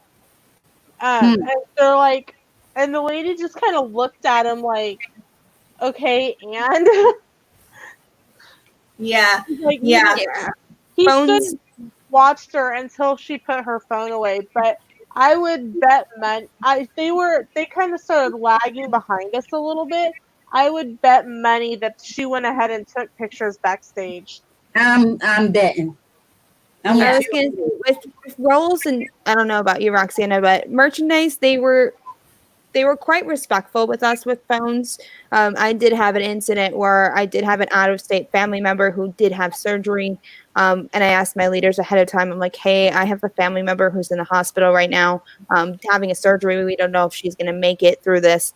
Is there any way I can have my phone on me on vibrate? And if somebody's calling me or somebody's texting me information, if I can go backstage and take care of that because it's family and I can't go and see them." Yeah. And my leaders were more than willing to work with me on that. But in those roles, like entertainment, it's a big no-no. Big no-no with doing backstage pictures without permission either. So like on our last day of our college programs, we would ask our leader if it's okay to take pictures with friends on our last day. Yeah. And post them, more importantly. And they said as long as it's just your friends and your name tag is off, you should be fine. Yeah. See, I wasn't allowed to because I was in quick service and I was at all the popcorn and ice cream stands. And we had, just because we were working with food and dealing with food, they didn't want that. So, and plus it didn't look right. So because I was in quick service and I was in what Disney calls outdoor foods, which is all the popcorn stands and ice cream stands, where they sell all the Mickey bars and all that stuff. I had a lot more strict rules than Caitlin had. So, but every role is different, and everything that they tell you is going to be different. You do Disney does train you really well, and if you ever are not sure about any of the rules, like, you should feel welcome to ask your management. Obviously, there are some places that have better management than others, but it's just dependent on your role. For example, my leaders would ask me personal questions on what my medical records said through Disney, because once I started there, I was one of the first that had medical records that they could see on my record, and they were confused. They said, "What do we need to make this work for you?" Which honestly has been the first job where they've asked me the questions and I haven't been able to say something. Yeah. which is really incredible. So I always tell people, no matter who they are, what background they are, what they're capable of, there is always somewhere at Disney where they can do magic of their own. Yeah. I can always tell people that main entrance people are underrated cast members that deserve recognition as well, because they stand out there for long periods of time in the heat, being friendly to all of you that are walking through as guests, and even fellow cast members saying hello when they walk through on their days off. Yeah. There are some of those roles that are underappreciated. Custodian's another one. Yeah. That sometimes a simple thank you for them, it does a lot more than maybe what Roxanne and I do. Yeah. So that's That's our long-winded cast member rant. I can honestly, I can talk days about like being a former cast member and all the rules that we had to follow. Wow, Erin said something. She said, "Gotta say, the loss of the Disney College Program kids are definitely felt." Maybe Erin, you can go in depth on what you mean by that. I know I had somebody that I helped actually get her into the fall program with advice, and she got her program canceled. I said, "I'm beyond sorry. Like, I know what it's like to go through this experience and how much you have worked for it." Hey, Main Street Explorers, we were just talking about you. Hey guys, Hello. Okay, so I'm gonna take a second and talk about them for like a minute. Yeah. They recently had their channel hacked Yeah. and permanently deleted. So if can one of my mods share the Main Street Explorers YouTube. YouTube channel? Sorry, I lost my train of thought. And go show them some love and subscribe to them because they have to rebuild their channel. So Yeah. I'm sorry that your channel got hacked, man. That's awful. yeah. So go over, go into their channel and give them some support because they need to rebuild. Yes. Main Street, the Adamson crew loves you. We resubbed. I resubbed. I will sub at you at the end of the stream. Actually, I got it right now, so I'm doing it right now. Thank you, Cynthia. Thank you, Candyman, for dropping in their link. Sorry, I was gonna say also big thanks to that Disney crazy Disney lady. We don't want to talk about specifics, but I think all of us here are sending nothing but love to her and nothing but the best. Yes. Yeah, I saw that. So yeah. Oh, and hearts to the Disney Springs cast member who had a guest spat at a couple weeks ago. Also, hearts to that cast member right there, because I know what it's like. Oh, Disney Springs cast members get treated completely different than the parks do, and it's really beyond annoying. Beyond, I can imagine. Beyond annoying. And what's funny, most people don't know about Disney Springs is that only a third of them are actual Disney cast members. There's only about a group of about 150 of us that are actual college program kids that end up working in Disney Springs, because the rest of them are third party. And they still go through the same protocol as any Disney cast member can. And they go through traditions, they go through the training just like any single cast member would at Disney. And they get treated just as harshly as ones of us that work for Disney. And it's really a shame, because guests don't see how much work gets put in. If we told you all the work that we would put in as cast members, you would be shocked at some of the things that we do. I know. That's why I try to give you guys the utmost respect when I see you guys in the park, Disney Springs, everywhere.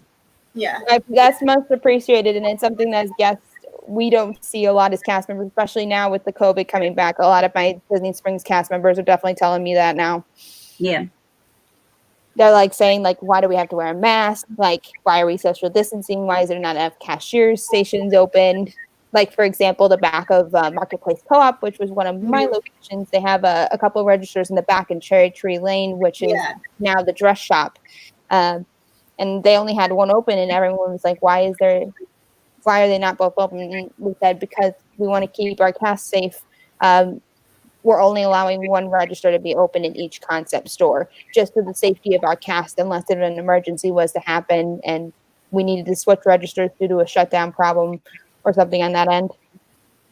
Yeah. That's the thing is, actually the funny thing is when you mentioned like there's a shortage of cast members. This morning I went on Disney's website and I went under their career website just to kind of see if they were hiring, and they're not hiring at all. So yeah, they haven't called part-time in yet. So they're doing full-time first, and then the next stage is calling part-time. Yeah. And so I'm like, I did that because I was curious. I'm like, let me see if Disney's currently hiring, because, at some point there's a part of me that does want to go back and wants to be a cast member again.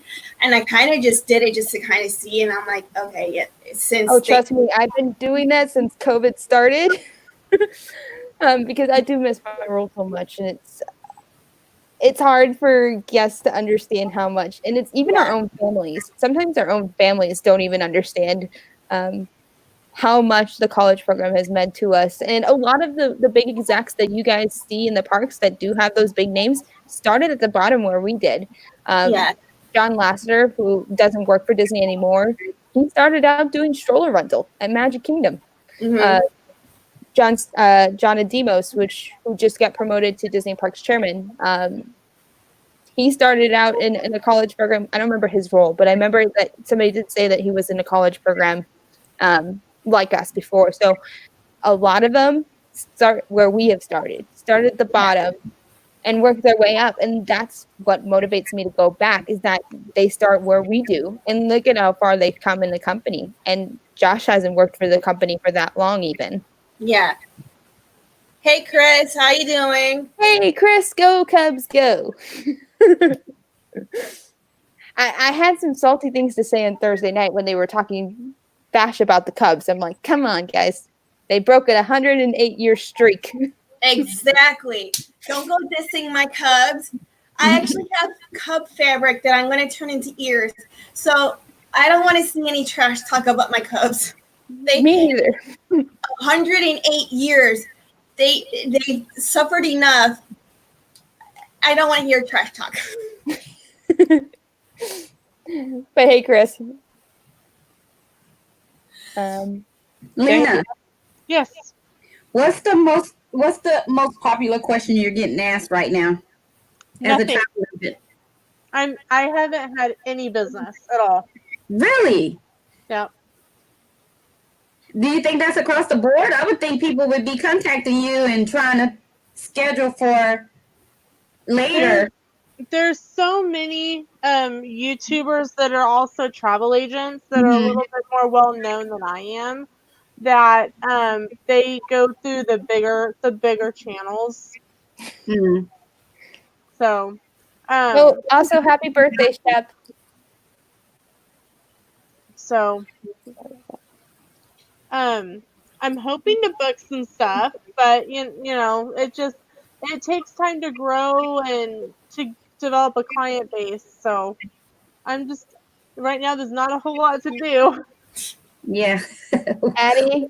Well, we'll give you a shout out on the Adamson's Crew Instagram or something. We'll give you a shout out so people can see. Thank you. I was going to say, Lena, I've been working on something myself, so. I know a lot of people like to book it themselves because they want the control over that, and I get that because I'm that type of I get that because I was that type of person. I didn't really ever use a travel agent, but there's people who they're like, and this is just a personal rant on my end. I will never charge a planning fee, and I don't care if your vacation is $3,000 or all you're wanting to do is buy tickets, or if you're going on the trip of a lifetime. I actually ended up having to leave a group for travel agents because people were like, I'm now charging a $500 planning fee for my time to book a Disney trip. And I'm going, you're what? And And I, see, is that even allowed? it depends on the agency. The agency can make that, it can allow it, but I know how much a Disney trip is anyway, and I would never put an extra expense on a family like that.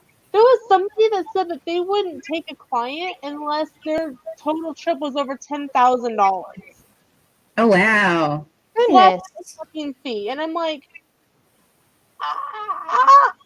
I just don't understand, and I don't get that, and I don't care if like I said, I don't care if you're just booking tickets or you book a $10,000 trip. I'm gonna treat each of my clients the same. Mm-hmm. And I agree with Candy Mom. We need to make Alina the official agent of the channel. Hey. You guys, but I So if you want to book a trip, I've always been travel told, right here. I've always been told, you build it, they I will can't- come.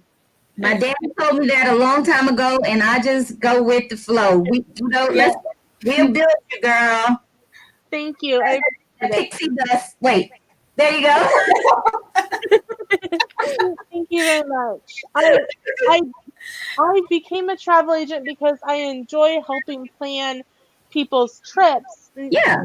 And I went into it knowing that it's commission based and that you know commissions aren't that big. I mean, you know, when Sam and I were looking at booking our own trip, Yeah.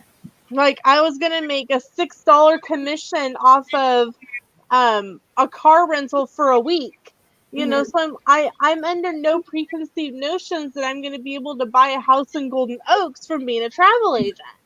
You know, but I also don't want to put an extra burden of a planning fee on a family, no matter what I'm doing. And I literally I threw up in my mouth from people like talking about this. It made me physically ill that Yeah. people would take and I'm like, that's taking advantage of people. And they're like, well, people they go to my website and people don't seem to have a problem with it. I'm like, people don't have a problem with it. Because That's they because they don't don't know see They different. don't know any better. They don't Right. know that you could go to someone else and get the same exact information, probably better information, and they don't have to pay anything extra. And if you didn't know, you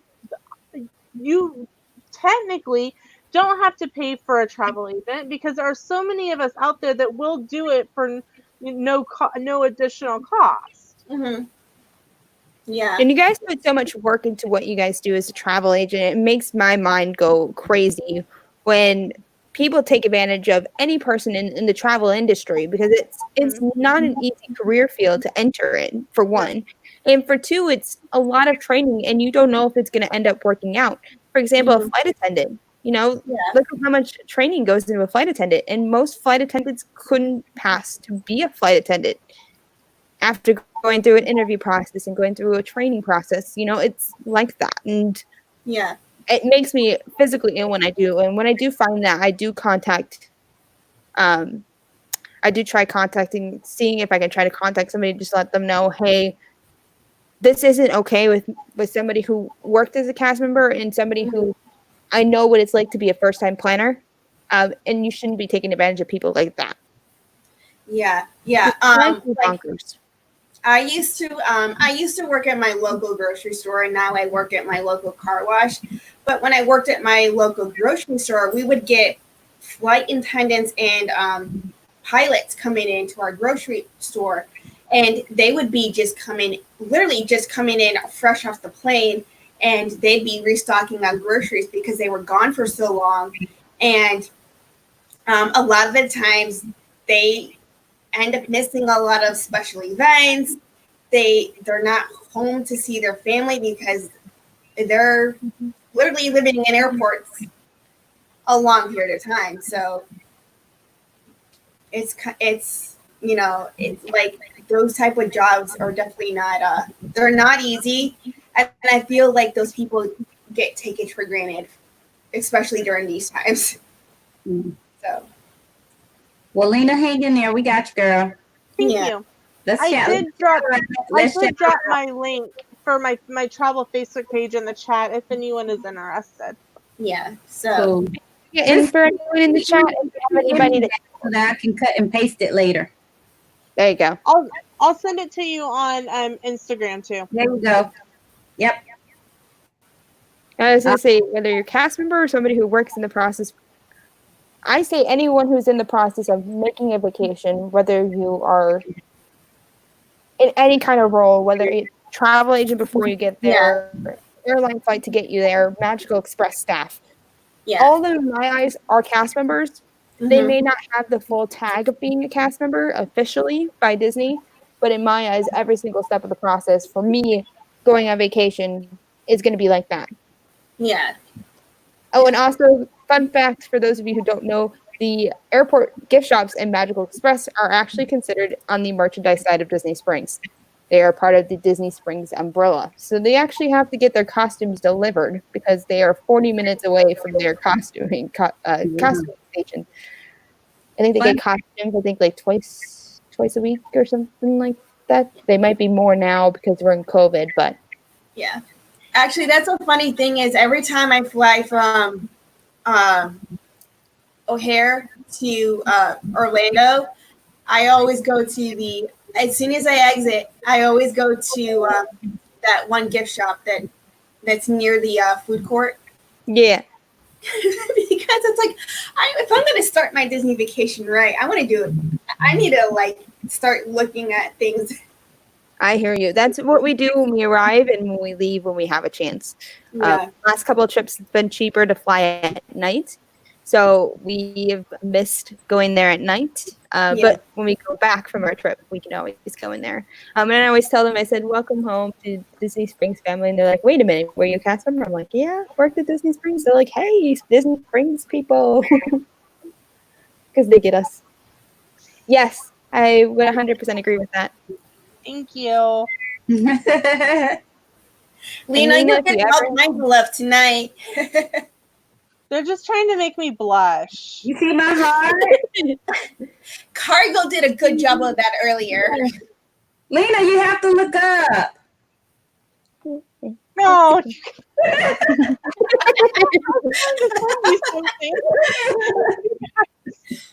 You guys are too much.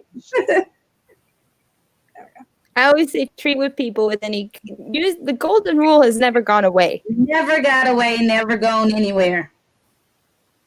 And people forget that. And the kids know it better than the adults do. And that's the sad part about it, is that the kids understand it more than the adults do. Yeah.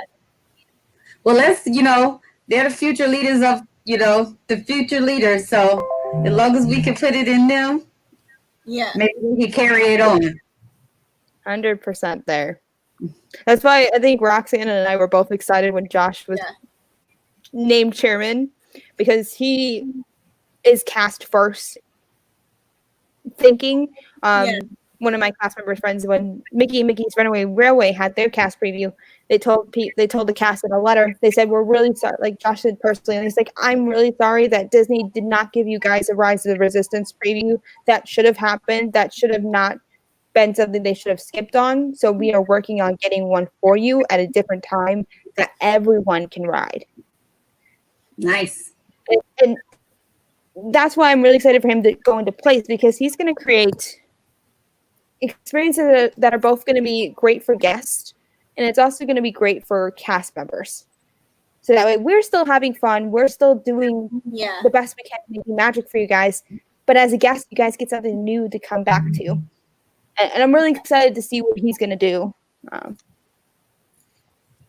it's not easy having a team of 74,000 cast in Disney World alone, on top of Disney College Program kids, which is probably another 4,400 to 6,000 kids. Wow. Yeah. You don't realize how big it is until you get that.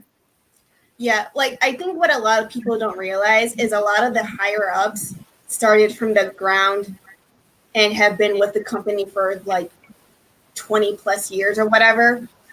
Except Bob Iger, he was an ABC, was nothing in the parks. Yeah. But a lot of them started at the parks, and some of them actually did the college program, believe it or not, and they moved their way up, and it's it just shows you that, like, hey, even if you were a college kid doing the college program or you did the professional internship, which I'm planning on doing. You have a chance of leveling up. So Cargo's singing to us. I just got it now, and I was like, wait a minute, what's that from? I'm like, yeah, now I know now. Cargo has a way of like making me blush, and she's like doing that tonight, and she knows why. Cargo seems to break these two. I know why she's blushing too, and I think it's hilarious. There was one stream where Roxanne and Lena were just them two, and Cargo broke both of them. We were really nonstop cracking up. Cargo was just, she was saying all sorts of nonsense.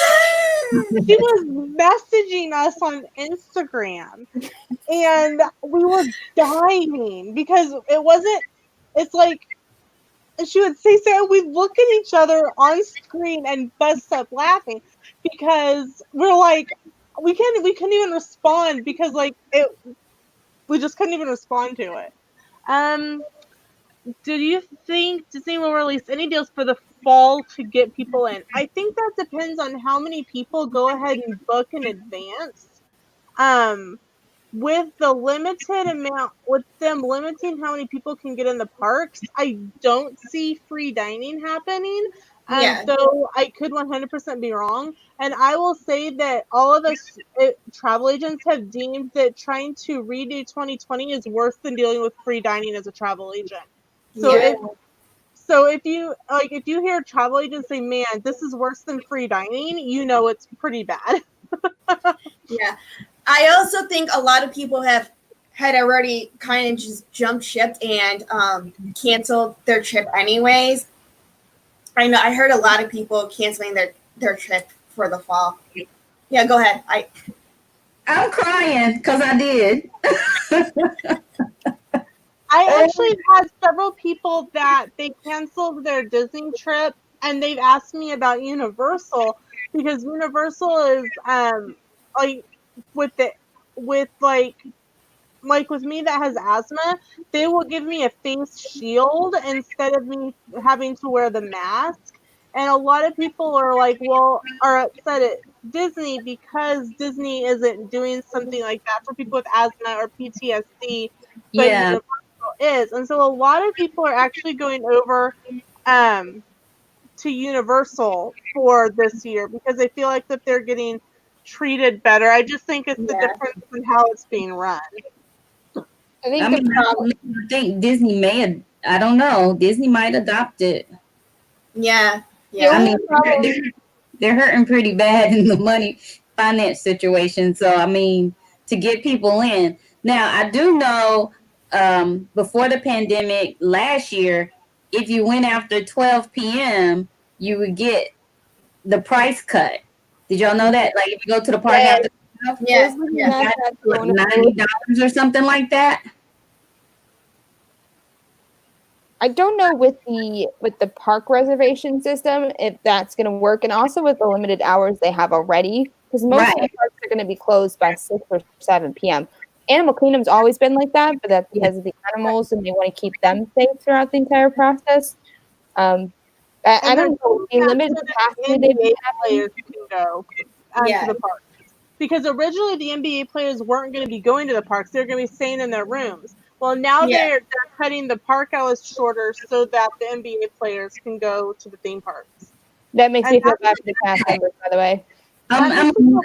People who have purchased the ticket and expect to be able to spend the day. Well, I'm still trying to figure out what are the NBA players doing. I mean, not to say that they shouldn't go to the park and have fun or whatever, but I know that they're trying to finish out the season in one particular place instead of them going to multiple different cities. I'm trying not to leave the politics out there. I'm just leaving what I know. They're trying to prevent this from spreading from different cities and exposing other people that are around to them.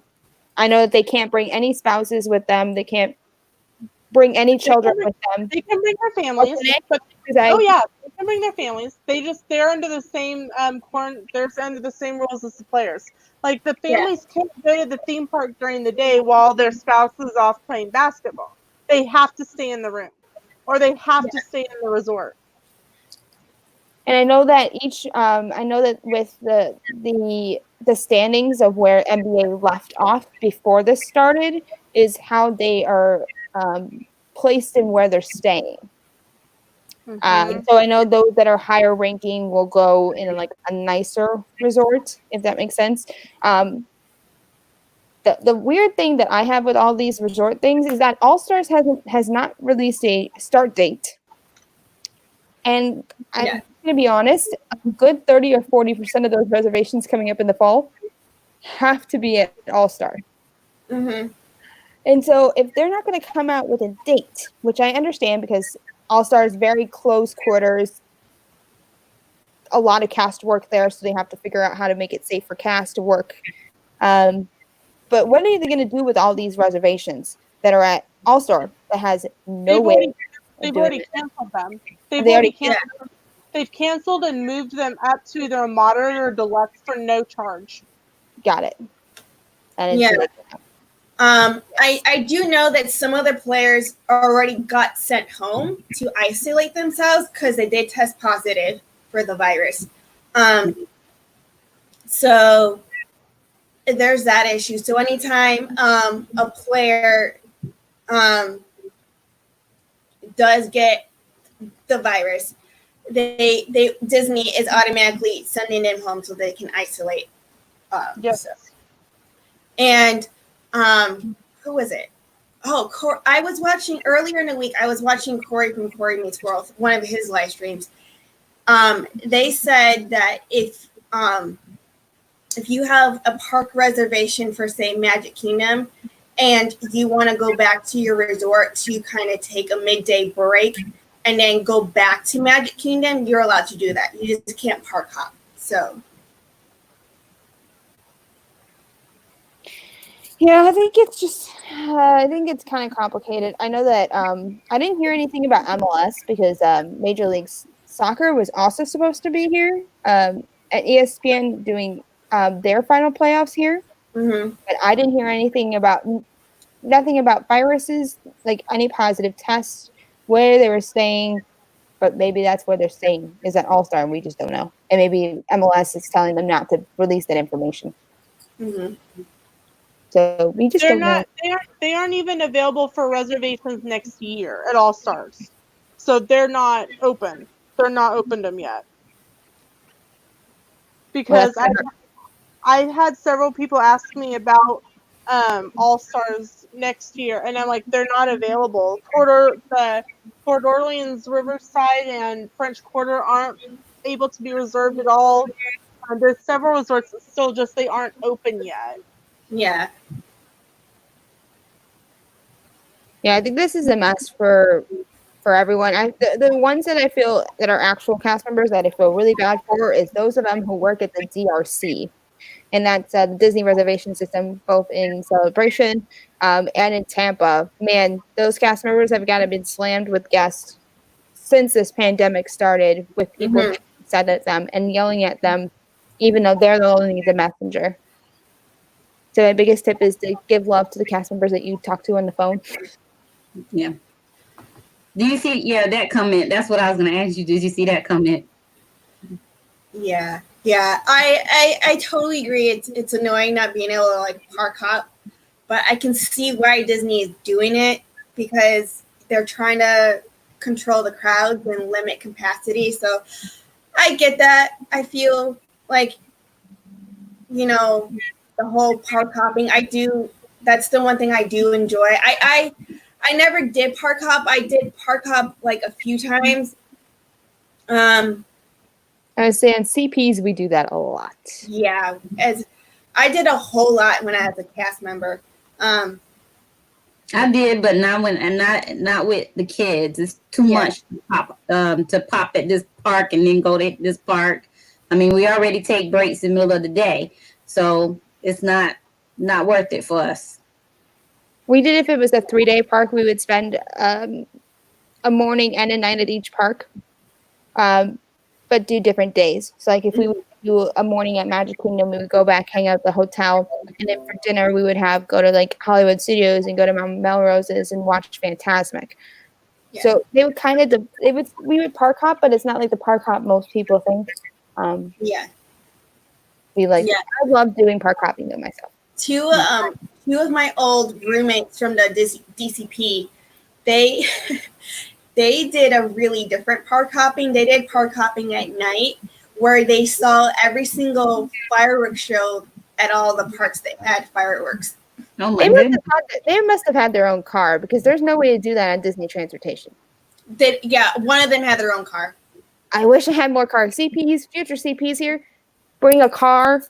Tell you how much the bus, if you guys complain as guests of how bad the bus systems are, well, Roxanne and I could both attest to how awful the college program buses were.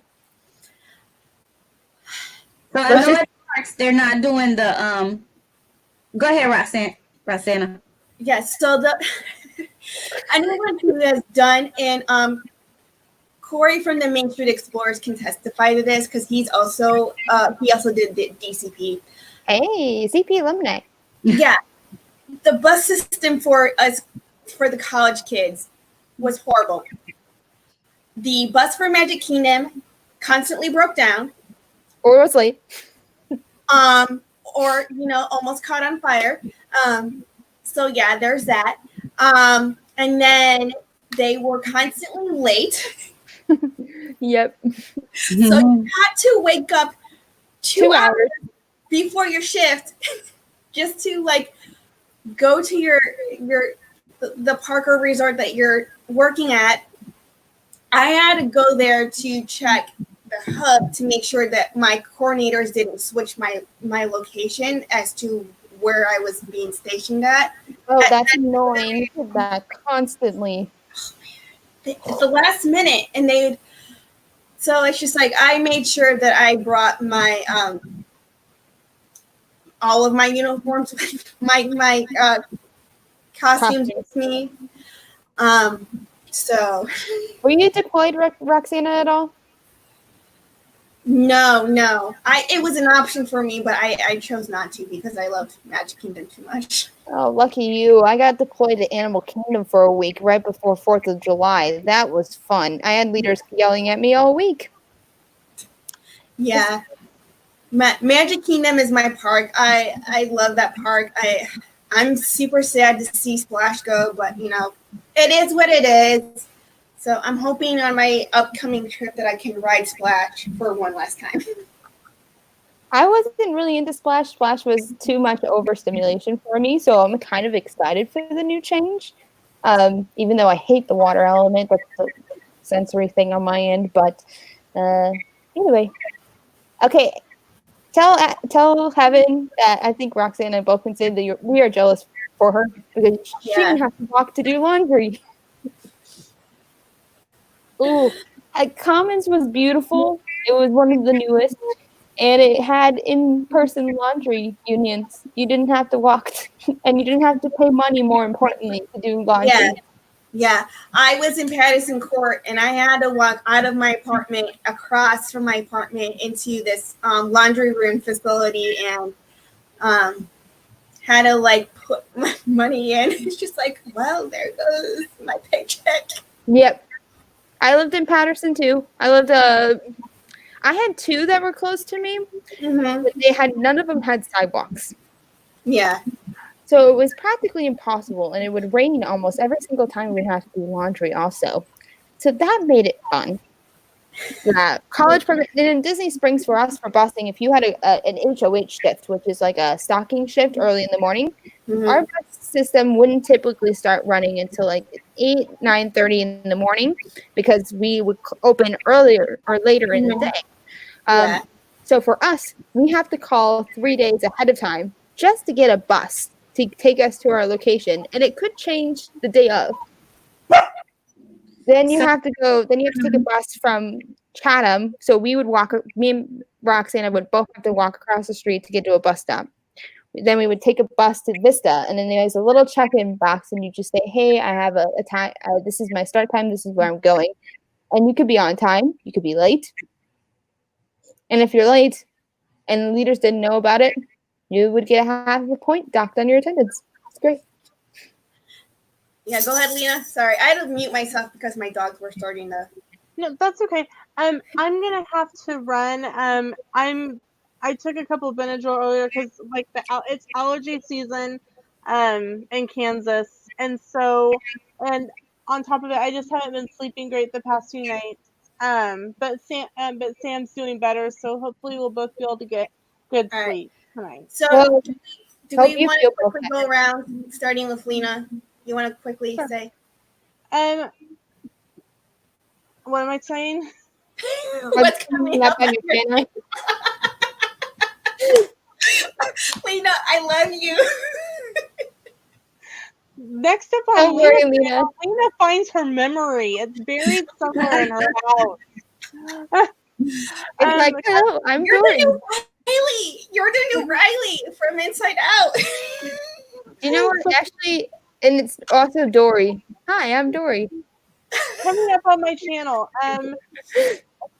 there's a lot that's in the pipeline for my channel. It's not going to come to fruition for about a year, but I'm very excited about it, and it will be definitely life changing. So that's exciting. I know, very excited about that. Daily videos, Sunday through Saturday. Live stream Monday and Thursday, so no videos then. Wednesdays is Weight Watchers Wednesday, as I try to eat weight. Try to lose weight. Yeah, while I do that, because Lena can't English. She's been trying with cargo, and now she can't English. So that's We've Lena will for too long. Lena is looking for her brain and trying to English. So I think it's okay. It happens to all of us. I was that way last week, if you remember that. So thank you so much, Roxana, and we will be catching up later. Okay. And Lena, thank you for sending me the things about the game swap, by the way. Oh, sure, not a problem. Night, guys. Night. Night. Okay. Poor Lena. All right, Caitlin, you want to go next? Sure. Coming up from my channel, Friday, catching up with Kate episode. That's always my live stream day. I'm thinking about having a guest on. Not sure yet. Roxana, you might be on the timeline for it. It's CP related, but I'll talk to you about it. Okay, message me. That's my thought for this week. Also, I'm going to put out a video about international college program kids because theirs was recently announced that all of their programs have been suspended just because my roommate from Mexico applied for a cultural representative program. So it's kind of breaking news because a lot of them just applied. And then I have a couple of blog articles coming out because I have been out of it and haven't posted since May, and that's not good. All right. But a lot of videos coming. And then I have a Disney Dan collaboration on a CM stream. Don't know about date or time yet, but as soon as I do, I will let you all know. Stay up to date on my social media. All right. Alicia, what's coming up on your channel? The Adamson Crew channel. It goes like we're roller coaster over here with our kids. Our kids are a big part of our channel. But we have included what we've called, especially during this pandemic, a commercial break where it's just my husband and I normally, and we just do little fun things between him and I, normally challenges. So just give somebody, what we call the commercial break. Yeah. So we've been doing that at least once a week. We do post once a week. Sometimes we might go over the week because something might come up with the kiddos, but we try to at least do once a week. We have some things planned, some adventures that we call them. We would be in Disney soon and vlogging that, but I did cancel. So hopefully that will come next year. I was gonna say you should make a video about a makeup day in the park with your kids. Yes, definitely. So yeah, we'll be doing that. But a lot of like I said, our book series that's coming out is taking a lot of time. It takes a lot of time to write the books and to get them illustrated because they're hand illustrations and all of that kind of stuff. Yeah. So, but that's going to be a big part of the Adamson crew.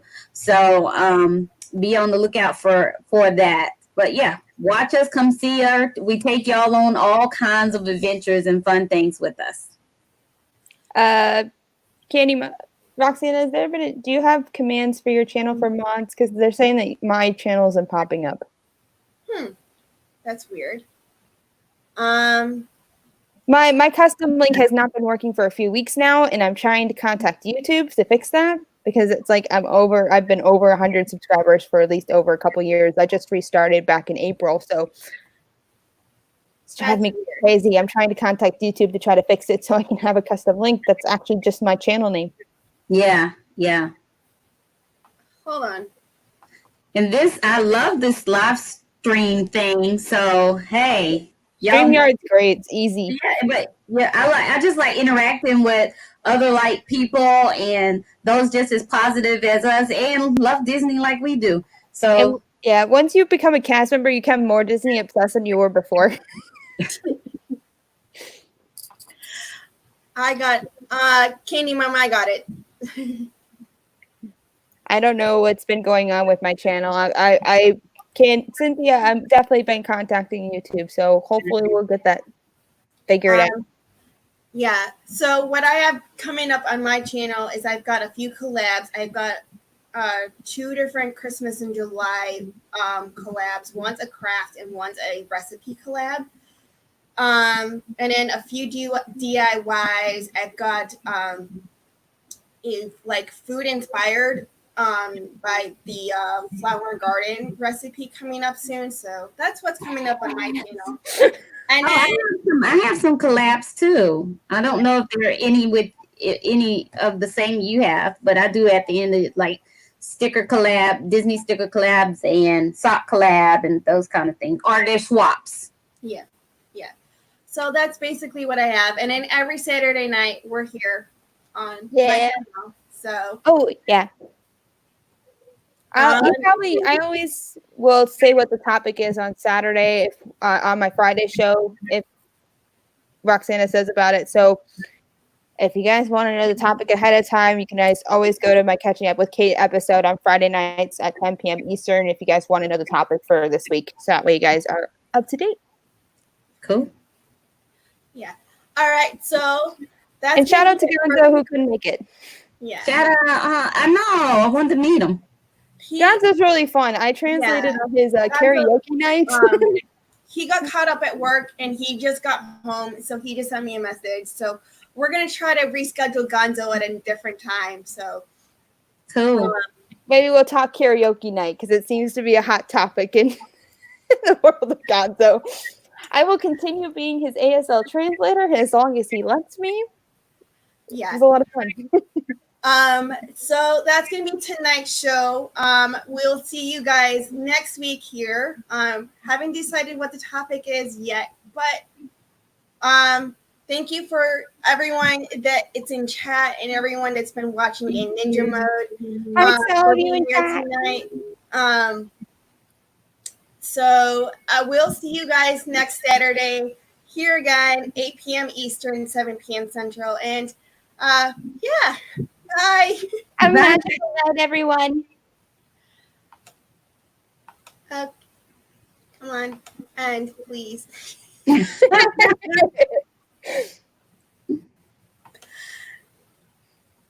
everyone.